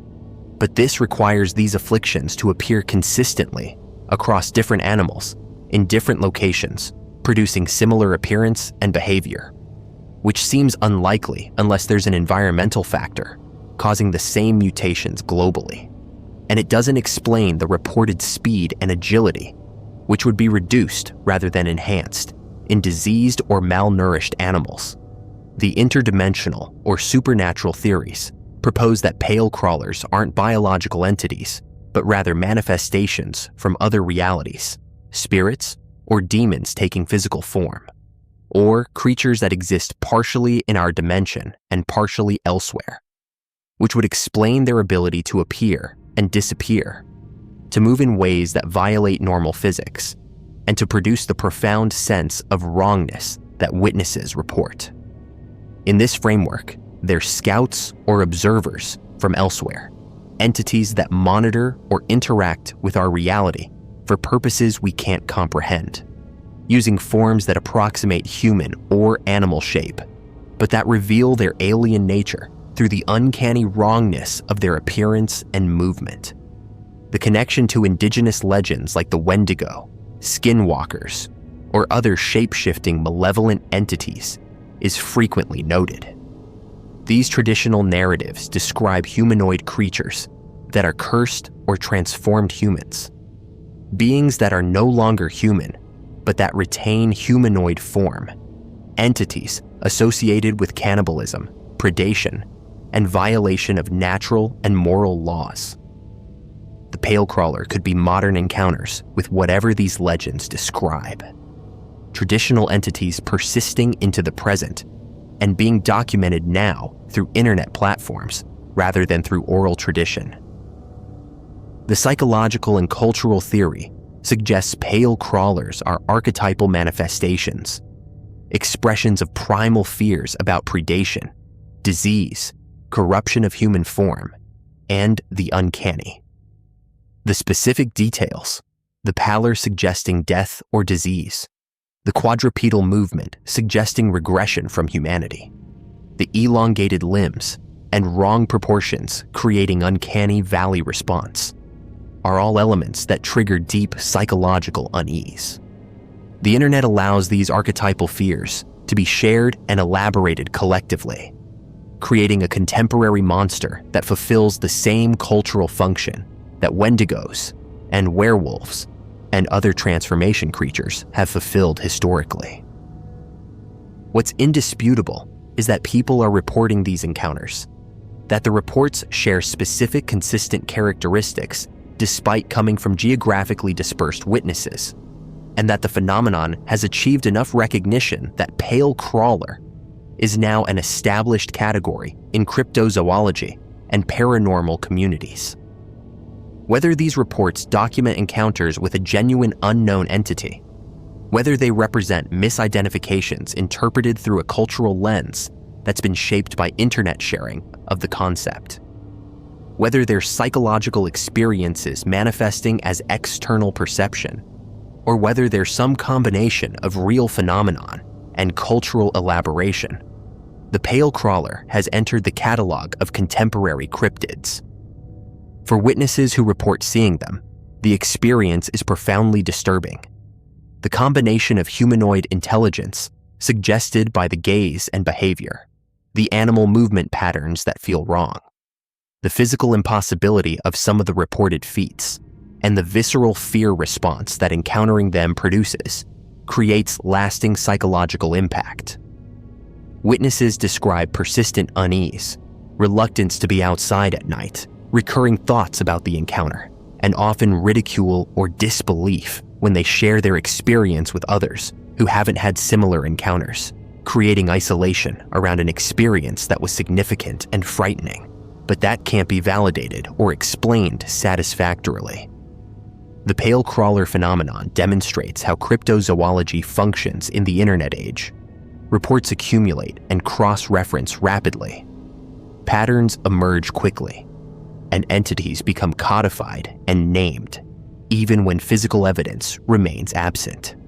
Whether this represents improved documentation of genuine rare encounters that were previously dismissed or isolated, or whether it represents the creation of shared cultural monsters through the feedback effects of online communities, validating and elaborating each other's experiences and stories, depends on whether the creatures themselves are real, or whether they're emergent properties of human psychology and culture interacting through digital networks. What persists across all explanatory frameworks is that people continue to report seeing pale, humanoid creatures moving on all fours in disturbing, unnatural ways. Creatures that appear at the edges of human habitation, that watch and flee and sometimes hold their ground, that move faster than they should and appear designed for purposes we can only speculate about, that trigger fear. Responses suggesting our ancient predator detection systems recognize them as threats, despite their rarity and despite the lack of attacks or deaths attributable to them. The pale crawlers, whatever they are, biological cryptids, interdimensional manifestations, misidentified animals, or shared cultural creations, have established themselves in the contemporary catalog of things that might be encountered in the darkness at the edges of human settlement, things that look almost human but move like animals, things that are pale and wrong and fast, things that scuttle and crawl and watch with eyes that suggest intelligence behind them. Awareness that makes the encounter feel not like surprising an animal, but like being assessed by something that's deciding what to do about the fact that you've seen it, that you're standing there, frozen, trying to process what your eyes are showing you, while your instincts scream that you're looking at a predator, at something dangerous, at something that shouldn't exist. But that's right there, moving in ways nothing should move, pale against the darkness, wrong in every detail, gone in seconds but impossible to forget, leaving you certain you saw something while everyone else insists you couldn't have. That pale crawlers aren't real, that you misidentified something normal, that your fear created the details, even though you know what you saw, know that it was there. Know that somewhere in the night, at the edges of human territory, things with pale skin and wrong proportions move on all fours at speeds nothing should achieve, watching, waiting, existing. In the space between known and unknown, where cryptids live, and where witnesses who've seen them are left with experiences that can't be proven and can't be forgotten, can only be shared with others who've seen them too, and who know, despite all skepticism and all reasonable doubt, that the pale crawlers are real, are out there, and that encountering them is an experience that changes how you think about what exists in the dark spaces of the world. The phantom cosmonauts, lost Soviet astronauts, erased from history. In the race to conquer space during the Cold War, when national prestige and ideological superiority were measured in orbital achievements and cosmic firsts, the Soviet Union maintained an information apparatus so tightly controlled that failures could be concealed, disasters could be suppressed, and people could be erased from history as if they had never existed. According to persistent claims that have circulated since the early 1960s, the cosmonauts we know about, Yuri Gagarin, Valentina Tereshkova, Alexei Leonov, were not the first humans the Soviets sent into space, but merely the first to return alive, or the first whose mission succeeded well enough to be publicly acknowledged. Before them, the theory holds, there were others, phantom cosmonauts whose names were recorded in training logs and whose faces appeared in group photographs, who were prepared for missions and launched into the void aboard Vostok capsules or earlier experimental craft, but who died in space or during re-entry, or in launch disasters that were too embarrassing to acknowledge, whose bodies were never recovered or were buried in unmarked graves, whose families were told to remain silent, whose records were destroyed or altered, whose very existence was systematically erased from Soviet documentation so thoroughly that decades later, researchers can find only gaps and anomalies where these men and women should be. Only fragmentary evidence that suggests people vanished from the space program in ways that imply not just failed missions, but deliberate historical deletion, leaving us to wonder how many cosmonauts actually died in the Soviet push to reach space first. How many launched and never returned? How many are still up there in orbit, or drifted off into the solar system, or burned up on re-entry. Their final moments unrecorded, their sacrifices unacknowledged, their names erased because the Soviet state could not admit failure, could not reveal that the glorious space program had casualties, could not let the world know that in the race to the stars, they had lost people in ways that were preventable or shameful, or that would reveal weaknesses in their technology or their safety protocols, making the phantom cosmonauts either tragic casualties of authoritarian secrecy or elaborate Western propaganda. Cold War mythology designed to cast doubt on Soviet achievements by suggesting that Gagarin wasn't really first because others went before him and died, that every Soviet space triumph was built on undisclosed corpses, that the official history is fiction and the real history was burned or buried, or is still classified in archives that may never be opened, leaving the phantom cosmonauts hovering between documented fact and persistent legend, between probable truth and possible fabrication, between real people who died in space and propaganda. Ghosts that never existed depending on which evidence you accept and which government you trust, and whether you believe that nations competing for supremacy would sacrifice lives in secret and then erase those lives from history to maintain the illusion of perfection in their cosmic achievements. The evidence for phantom cosmonauts comes from multiple sources of varying credibility. The most compelling involves documentation of cosmonauts who appeared in training programs and official photographs, but who later vanished from records without explanation. Soviet group photos from the early space program show individuals who aren't accounted for in later official rosters. People whose faces appear alongside Gagarin, and others in training photos from 1959 or 1960, but who don't appear in any subsequent documentation, who aren't listed as having washed out of the program or transferred to other assignments, who simply stop existing in the historical record as if they were never there despite photographic evidence that they were. Western analysts during the Cold War noticed these disappearances and compiled lists of missing cosmonauts, people who had been publicly associated with the space program, but who vanished without trace. Some were later explained. They had died in non-space related accidents, had been expelled for political reasons, had failed medical examinations. But others had no explanation, no official account of what happened to them, leaving researchers to speculate that they had died in missions that were never acknowledged, that their deaths were covered up because the circumstances were too embarrassing, or because admitting casualties would damage the program's reputation and national prestige. The Giudica Cordiglia brothers, two Italian amateur radio operators, claimed to have intercepted Soviet space communications during the early 1960s that suggested failed missions and cosmonauts in distress. Their recordings allegedly captured conversations between ground control and orbiting cosmonauts who were experiencing system failures, who were off course and unable to return, who were suffocating or burning or drifting away from Earth. The brothers released these recordings publicly, claiming they proved the Soviets were losing cosmonauts and covering up the deaths. The authenticity of the recordings has been disputed. Audio experts have questioned whether they're genuine intercepts or fabrications, whether the Russian spoken in them is authentic or poorly scripted by non-native speakers, whether the technical details match actual Soviet space procedures, or reflect misunderstandings of how the program operated. One of the most famous alleged phantom cosmonauts is Vladimir Ilyushin, son of the renowned Soviet aircraft designer.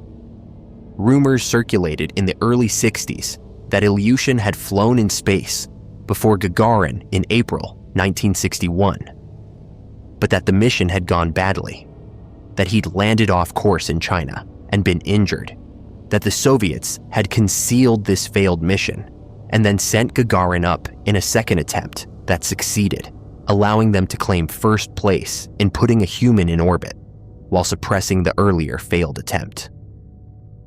Ilyushin was a real person, was involved in test flying, and did have a serious accident around that time. But the evidence that he flew a secret space mission consists of rumors and circumstantial timing rather than documentation.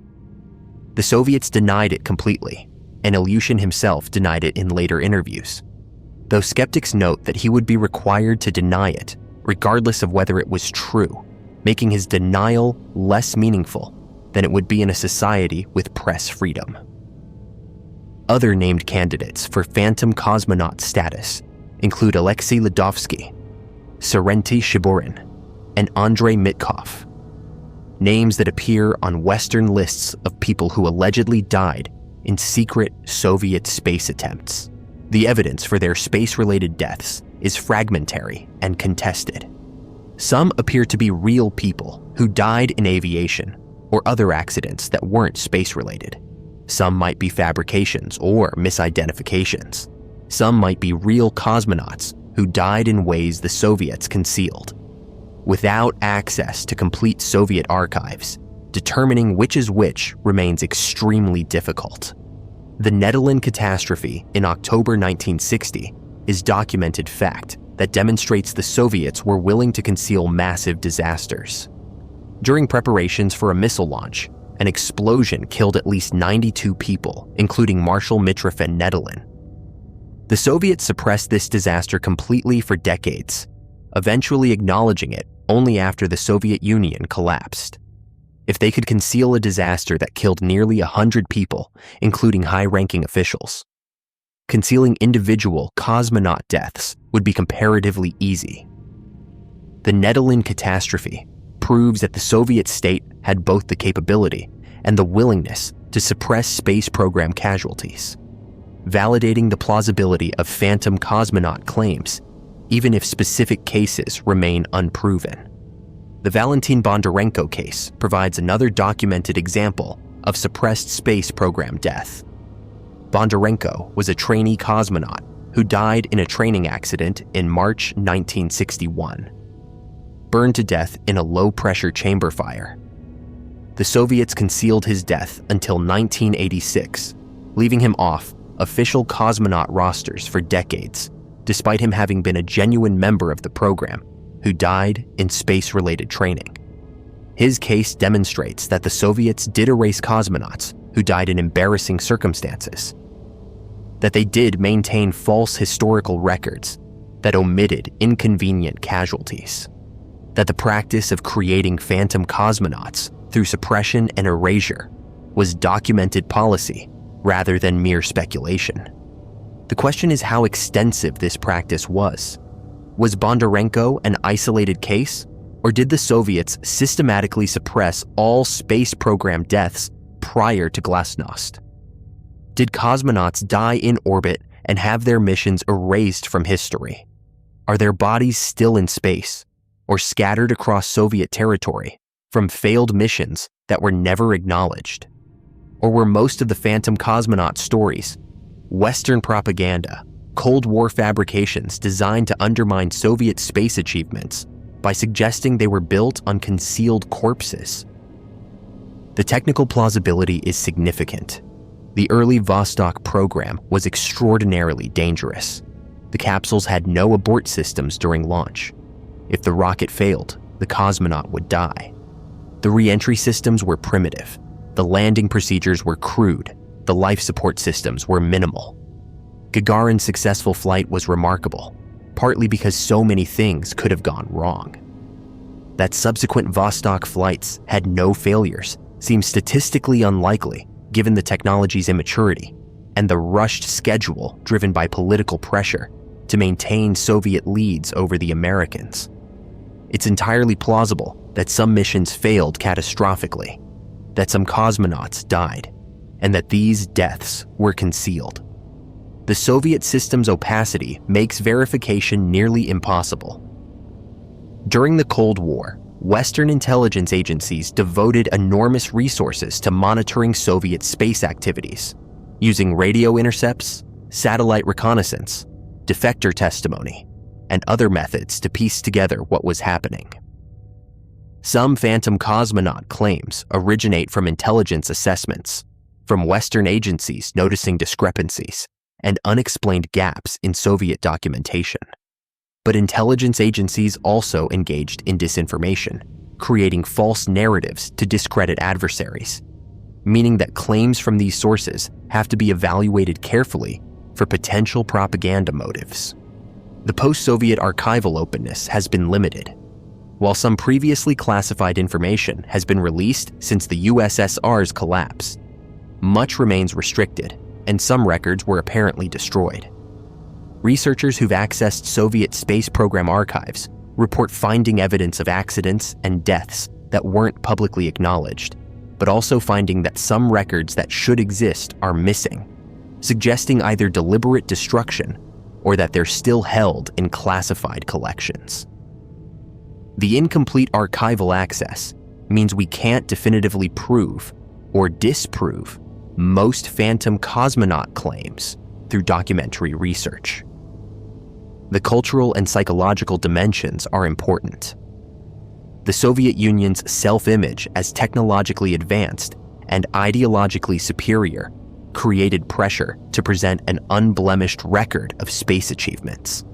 Admitting failures, acknowledging casualties, revealing technical problems would contradict the narrative of Soviet excellence and might be seen as betraying the state and the ideology it represented.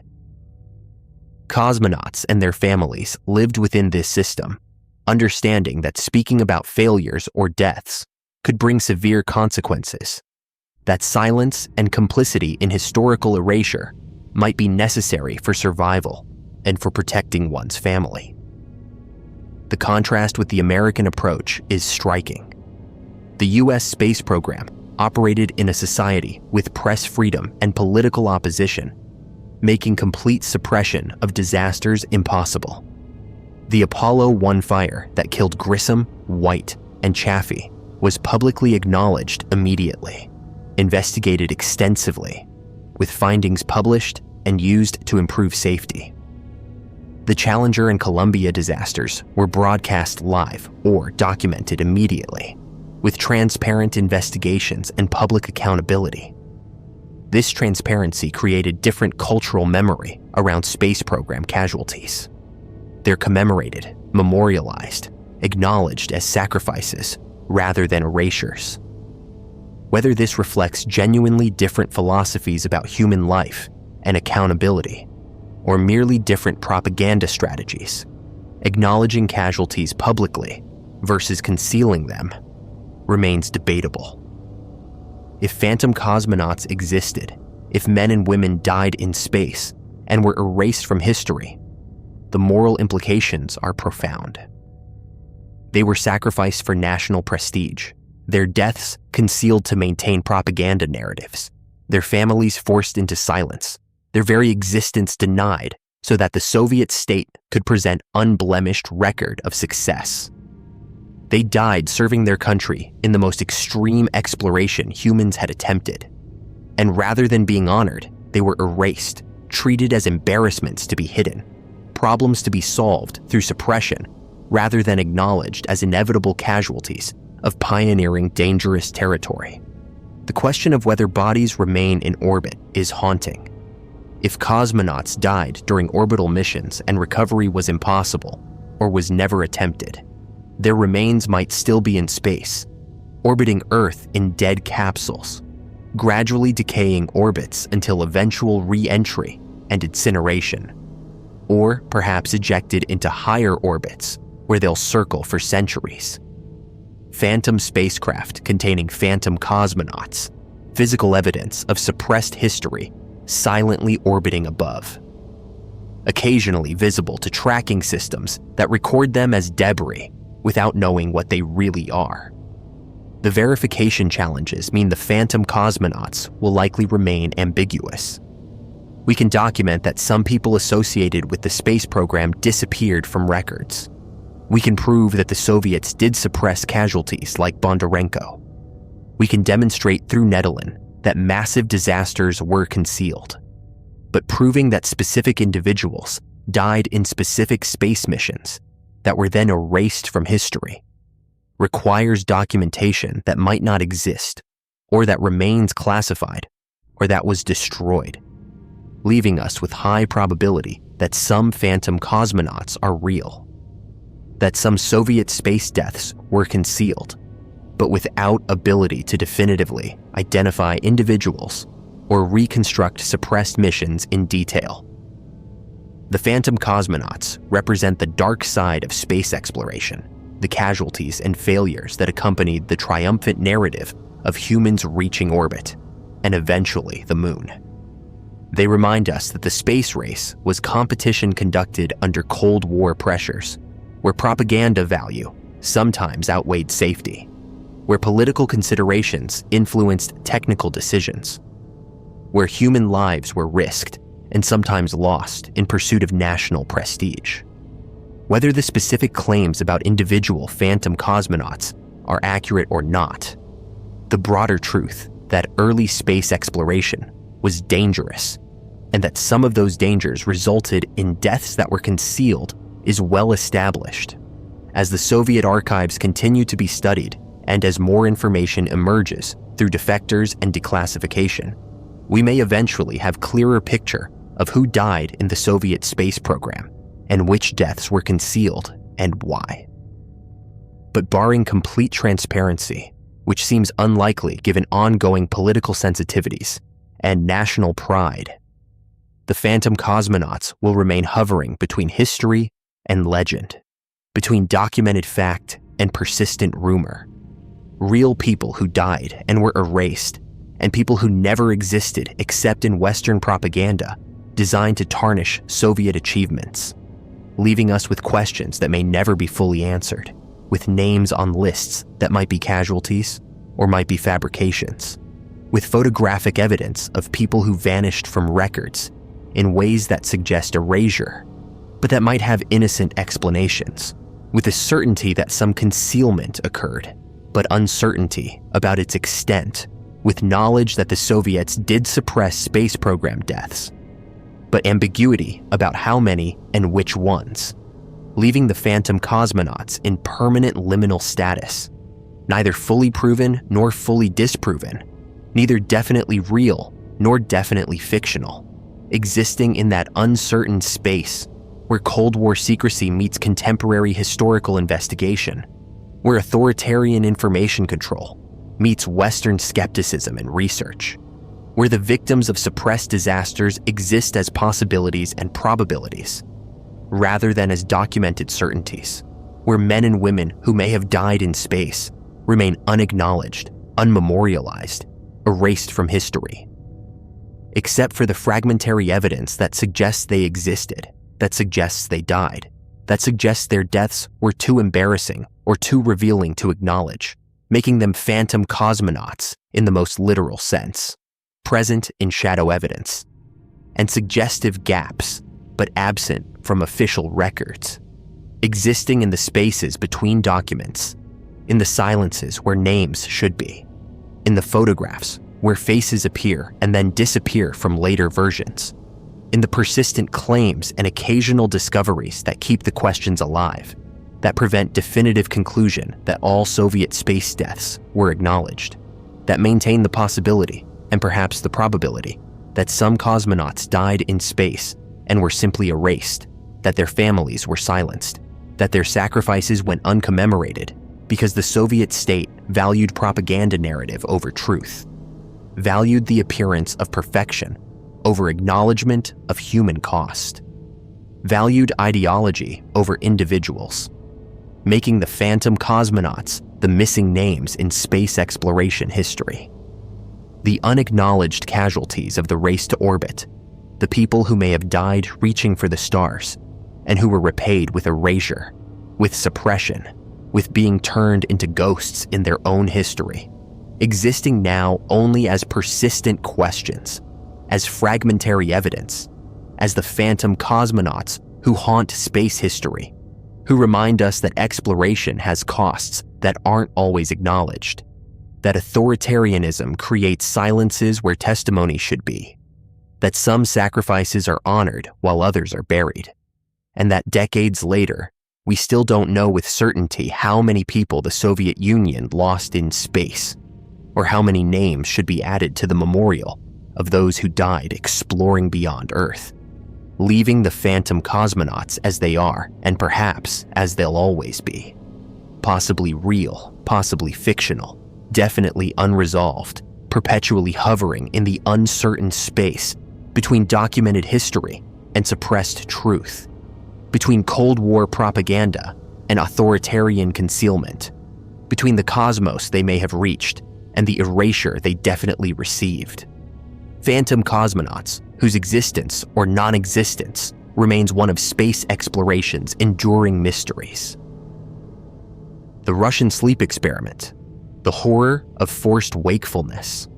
In the late 1940s, during the depths of Stalinist paranoia and human experimentation that characterized the early Cold War, Soviet researchers allegedly conducted an experiment that would reveal something terrifying about human consciousness and the nature of sleep itself.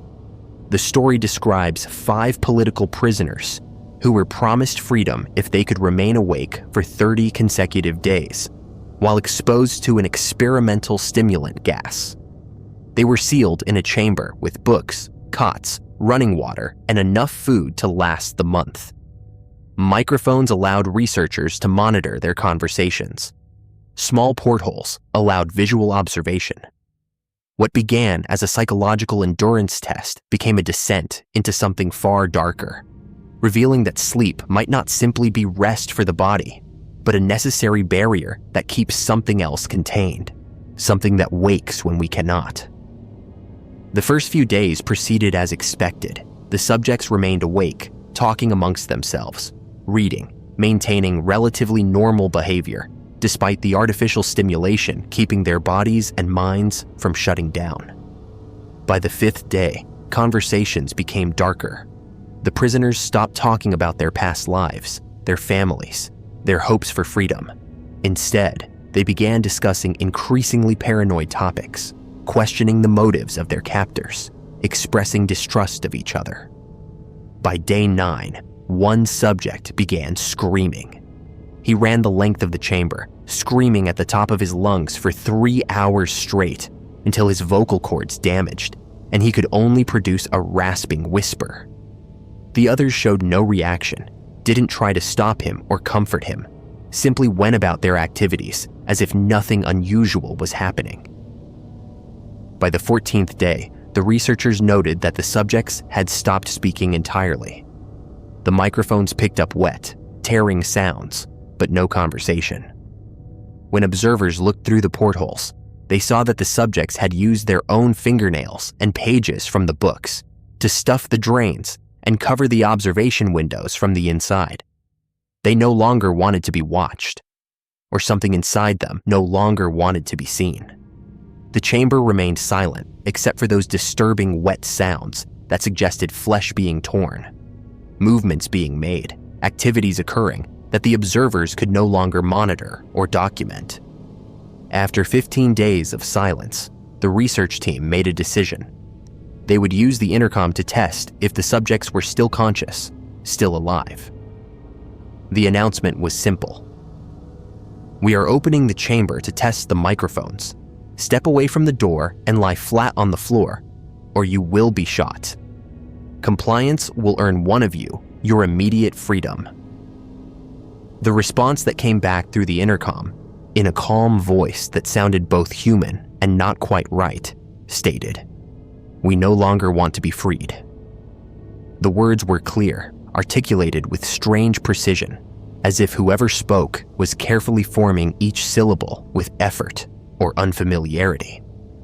The research team waited another 5 days before opening the chamber, partly from fear of what they might find, partly from orders to document the full 30-day period. When they finally unsealed the door on day 30, the scene inside defied rational explanation. 4 of the 5 subjects were still alive, though alive seemed like an inadequate term for their condition. They had torn off their own flesh, strips of skin and muscle peeled away from their bodies, as if they were trying to remove something or reveal what was underneath. The wounds showed no normal infection despite being open for weeks. Instead, they had a strange, almost preserved quality, as if the gas or their altered metabolism had prevented normal decay or healing. One subject was dead, lying in the center of the room. The others had eaten parts of him, not out of starvation. There was still food remaining unopened, but apparently by choice, by compulsion, by something that had overridden normal human revulsion. The subject's behavior when the soldiers entered the chamber was perhaps most disturbing. They showed no pain despite their horrific self-inflicted injuries.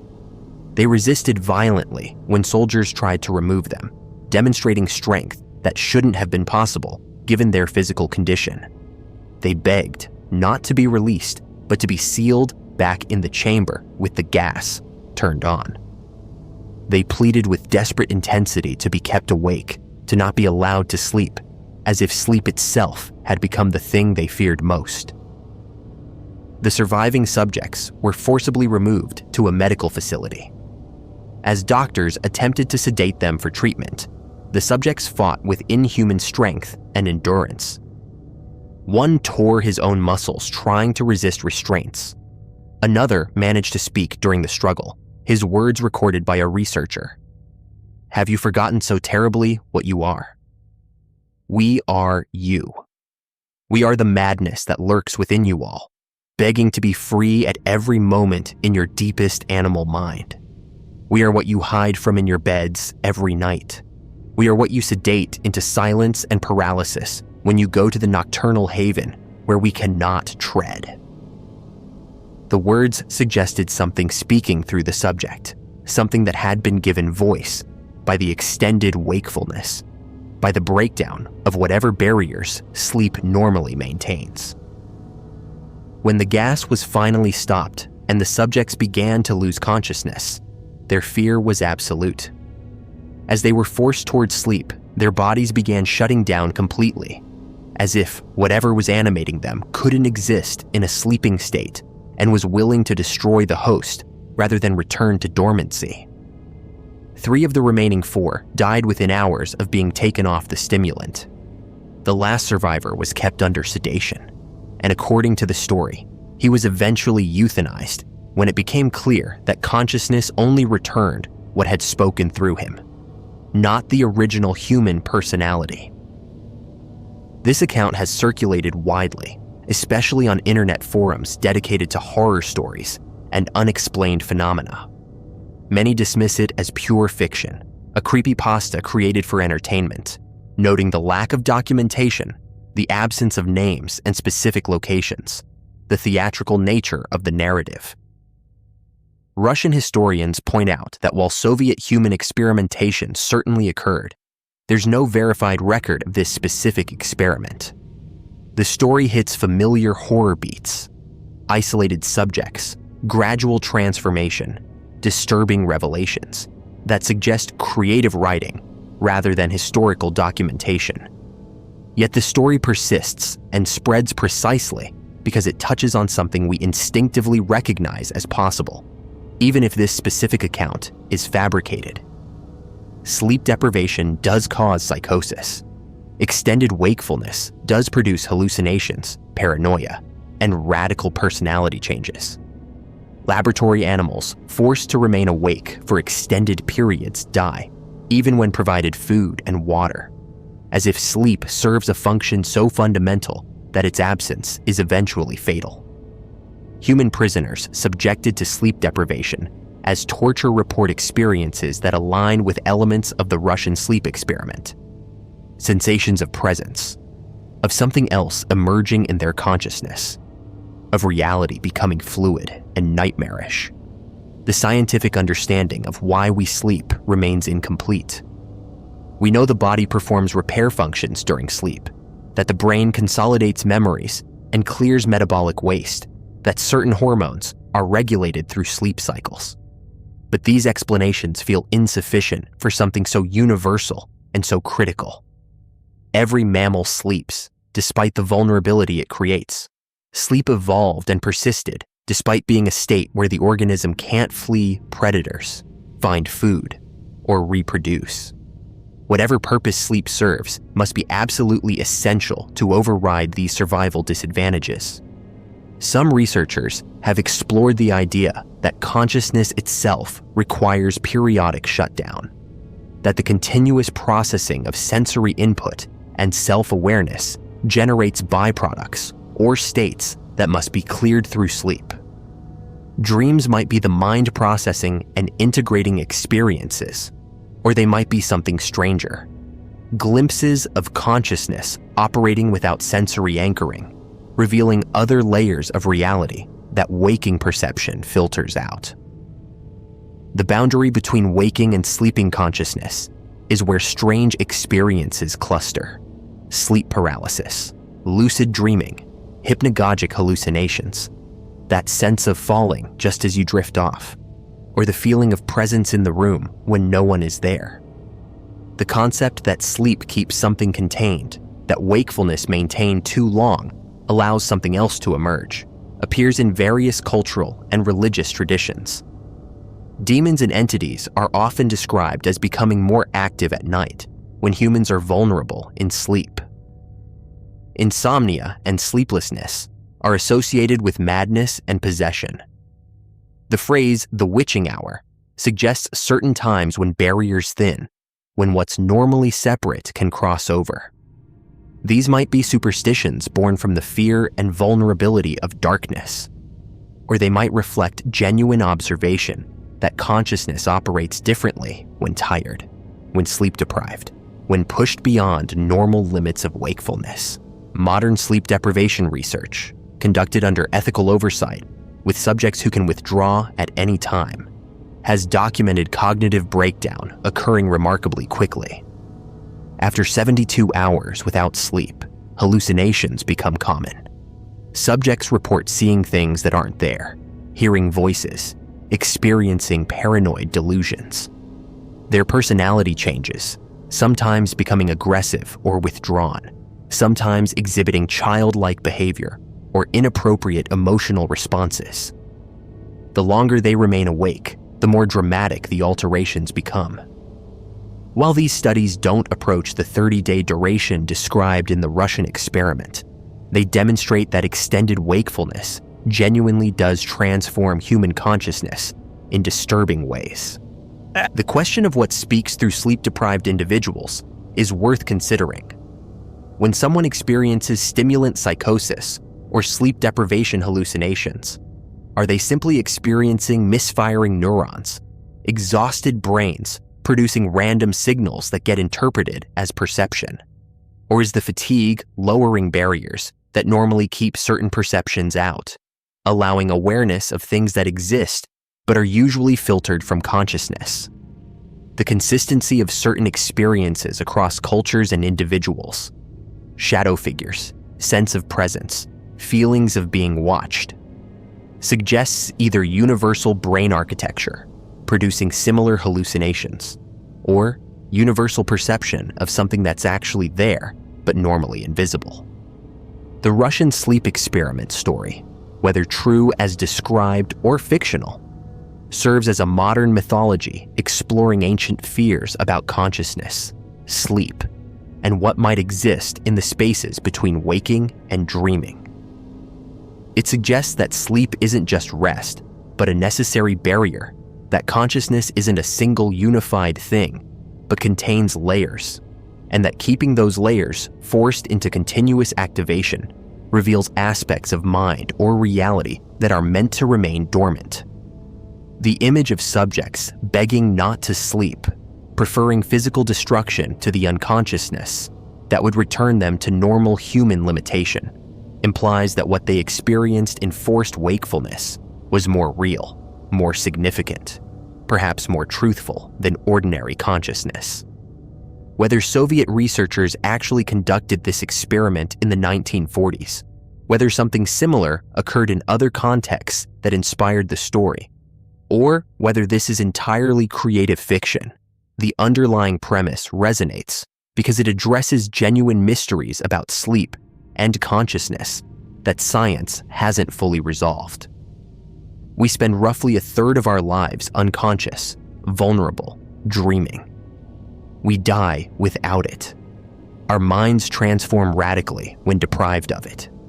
and somewhere in the transition between waking and sleeping, in that liminal space where consciousness shifts states, things happen that we don't fully understand. Experiences occur that suggest reality might be more complex, more layered, more strange than our waking minds can normally perceive. The Russian sleep experiment takes these observations to their darkest conclusion, asking what we might discover if we could never sleep again, if consciousness was forced to remain active beyond its designed limits, if the thing that sleep keeps quiet was finally given continuous opportunity to speak. The Taos hum, a sound only, some people can hear. In the small town of Taos, New Mexico, surrounded by desert landscape and mountains that have witnessed centuries of human habitation, a percentage of the population hears something that shouldn't be there. They describe it as a low-frequency hum, persistent and maddening, like a distant diesel engine idling or heavy machinery running somewhere just beyond perception's reach. It doesn't come from any identifiable source. It doesn't stop. And most unsettling of all, only some people can hear it, while others, standing in the same location at the same time, hear absolutely nothing. The phenomenon has been investigated by scientists, studied by universities, examined for environmental and technological sources, yet no definitive explanation has emerged. The Taos hum remains, both a physical experience for those who perceive it, and a mystery that suggests our understanding of sound, perception, and possibly reality itself might be incomplete. The reports began surfacing prominently in the early 1990s, though some residents claim the sound existed earlier and simply wasn't discussed widely. Those who hear it describe a frequency that seems to be around 50 to 60 hertz, in the bass range at the very edge of human hearing. It's not loud in the conventional sense, but it's intrusive, penetrating, impossible to ignore once noticed. People report that it's often worse at night, stronger indoors than outdoors, and sometimes accompanied by physical sensations: vibration in the chest, pressure in the ears, headaches, difficulty sleeping. For some, it's merely annoying. For others, it becomes debilitating, driving them to desperation, to soundproofing their homes, to moving away from Taos, entirely seeking relief that may or may not come. What makes the Taos hum particularly mysterious is its selectivity. Approximately 2% of Taos residents report hearing it consistently. That's enough people that it can't be dismissed as isolated cases of tinnitus or psychological issues. But it's few enough that the majority experience nothing unusual. Researchers brought in sensitive audio equipment trying to record the sound, and in most cases detected nothing out of the ordinary. Some recordings did pick up low-frequency anomalies, but these were inconsistent, didn't correlate clearly with when hearers reported the sound being strongest, and weren't definitively identified as the source of the hum. Theories about the origin proliferate precisely because conventional explanations keep failing to account for all the observations. Industrial sources were investigated first. Ventilation systems, power plants, machinery of any kind that might produce low-frequency noise. Taos doesn't have significant heavy industry, but nearby facilities and infrastructure were examined anyway. None could be conclusively linked to the hum, and shutting down various potential sources didn't stop the sound for those who hear it. Military installations exist in New Mexico, leading to speculation about classified testing or equipment. But the hum predates most modern installations and continues regardless of military activity levels. Some researchers have proposed that the hum is generated by natural geological processes. The region sits on complex geology with faults, underground water systems, and rock formations that might vibrate or resonate under certain conditions. Microseismic activity, movements too small to register as earthquakes but constant at deep levels, could theoretically produce infrasound, frequencies below normal human hearing range. that some individuals somehow perceive. The problem with this explanation is that geological activity doesn't explain why only certain people hear it, why it would be stronger indoors, or why it follows patterns related to time of day, rather than correlating with measurable seismic data. The selectivity of who hears the hum suggests the answer might lie in human physiology rather than environmental sound. Perhaps certain individuals have sensitivity to frequencies or vibrations that most people's auditory systems filter out. Variations in inner ear structure, differences in how the brain processes sensory input, or sensitivity to electromagnetic fields that somehow translate into perceived sound could explain why only a subset of the population experiences the phenomenon. This would make the hum real in the sense that people genuinely perceive it, but generated internally, rather than by an external acoustic source. However, many hearers report that the sound has directionality, that it seems to come from a specific location or direction, which argues against purely internal generation. Electromagnetic fields have been proposed as a potential cause, with some researchers suggesting that people might be responding to power lines, radio transmissions, or other electromagnetic sources in ways that manifest as perceived sound. The theory holds that electromagnetic radiation could stimulate the auditory nerve directly, or interact with the body in ways that create the sensation of hearing. This would explain why the hum is selective. Only those with particular sensitivity would perceive it, and why it doesn't show up on standard acoustic recordings. The correlation with indoor versus outdoor hearing might relate to how electromagnetic fields interact with building materials. Yet comprehensive electromagnetic surveys of Taos haven't identified sources that match the reported characteristics of the hum. There are darker theories, of course, that move beyond conventional physics and biology. Some believe the hum is deliberately generated, a byproduct or intentional feature of classified military research into acoustic weapons, mind control technology, or communication systems operating on frequencies meant to be undetectable.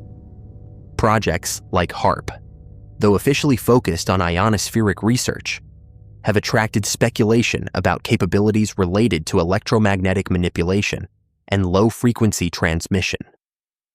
Could facilities conducting such research produce effects that sensitive individuals perceive hundreds of miles away? Could the hum be an unintended side effect of technology, operating just outside normal sensory range, detectable only by those whose perception extends slightly beyond the typical human baseline? The phenomenon isn't unique to Taos. Similar hums have been reported in other locations around the world. Bristol in England, Bondi in Australia, Windsor in Ontario, various locations in Europe and Asia. Each location has its own characteristics, its own percentage of affected population, its own failed investigations, and unresolved questions. The global nature of the phenomenon suggests either multiple independent sources producing similar effects, or a single type of source that exists in various locations. If it's technological, that implies widespread deployment of whatever generates the effect. If it's natural, it suggests geological or atmospheric conditions that occur in disparate places but produce consistent perceptual results for sensitive individuals. One of the more unsettling aspects reported by some hum hearers is that the sound seems intelligent or purposeful, as if it carries information or serves a function beyond mere noise. They describe patterns in the hum, variations in intensity or tone, that feel meaningful even if they can't decode them. This perception could be the mind's tendency to find patterns in random data, the same process that makes us see faces in clouds or hear words in white noise. Or it could suggest that whatever generates the hum, whether technological or natural, does operate in patterns that some part of human consciousness recognizes even without understanding. The psychological impact on those who hear the hum continuously is significant and well documented. Chronic exposure to inescapable low-frequency sound, whether objectively measurable or perceptually real for the individual, causes stress, sleep disruption, anxiety, and in severe cases, complete disruption of normal life. Some hearers become obsessed with finding the source, conducting their own investigations, measuring and recording, trying to convince others that what they experience is real and external. The frustration of having a sensory experience that others can't validate, or that technology can't consistently detect, creates a kind of isolation, a sense that you're perceiving something real that the rest of the world is blind to. Government studies have been conducted, most notably by the University of New Mexico in the mid-1990s, commissioned specifically to investigate the Taos hum. Researchers interviewed affected individuals, conducted acoustic measurements, reviewed potential sources in the area, and analyzed the characteristics reported by hearers. Their conclusion was inconclusive. They confirmed that people were genuinely experiencing something, that the reports were consistent enough to indicate a real phenomenon, rather than mass delusion. But they couldn't identify the source. The study essentially validated that the mystery exists while failing to solve it, which is perhaps the most honest conclusion given the evidence, but the least satisfying for those seeking answers or relief. Some researchers have explored whether the hum relates to tinnitus, a condition where people hear sounds generated within their own auditory system. However, tinnitus typically presents as ringing, buzzing, or hissing at higher frequencies, not the low drone that characterizes the hum. Additionally, tinnitus sufferers generally recognize that the sound originates internally, while hum hearers consistently describe it as external, with location and directionality. The phenomenological difference suggests these are distinct experiences, though they might share some underlying mechanisms related to auditory processing. The connection between the hum and location is another puzzling element. Some people report that the hum stops when they travel away from Taos, then returns when they come back, suggesting a geographically localized source. Others report hearing similar sounds in different locations, or that the hum followed them when they moved, suggesting the source is either widespread or that their sensitivity persists regardless of location. These contradictory accounts make it difficult to develop a unified theory. Perhaps multiple phenomena are being grouped under the label of the hum, each with different causes but similar perceptual characteristics. There's also the temporal aspect to consider. Hearers report that the hum isn't constant throughout the day, that it has patterns, times when it's stronger or weaker, periods when it disappears entirely. If the source were geological or related to permanent infrastructure, you'd expect more consistency. The variation suggests either a source that operates intermittently, sensitivity that fluctuates based on the hearer's physiological state, or interaction between multiple factors that align only at certain times. Some have tracked these patterns, noting correlations with power grid usage, atmospheric conditions, or even phases of the moon, though none of these correlations have been strong enough to be definitive. The question of why this phenomenon seems to have increased in recent decades also invites speculation. Are more people hearing it because the source has intensified or spread?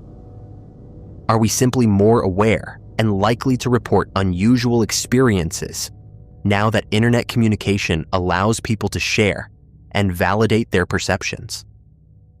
Or has modern technology introduced new sources of electromagnetic fields, low-frequency vibrations, or environmental factors that human sensitivity responds to in ways we're only beginning to recognize?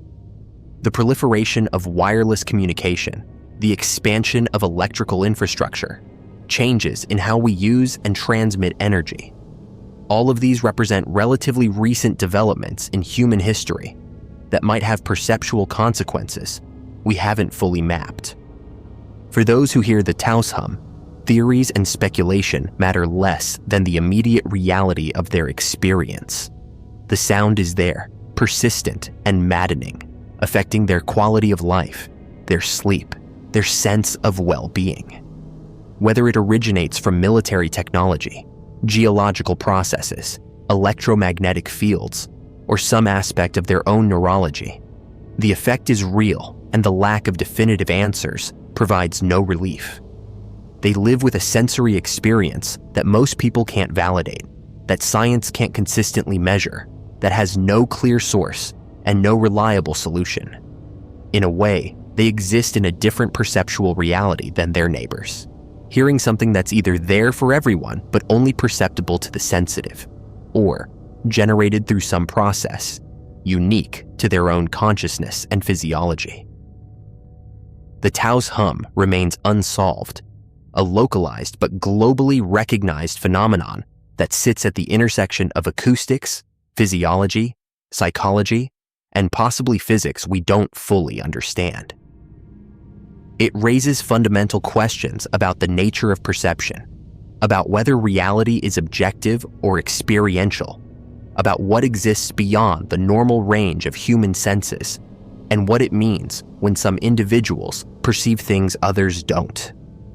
The hum continues for those who hear it, a constant reminder that there are mysteries in even the most ordinary places, sounds in the silence that only certain ears can detect, and that our understanding of how we perceive the world around us might be far more limited and far more strange than we typically assume.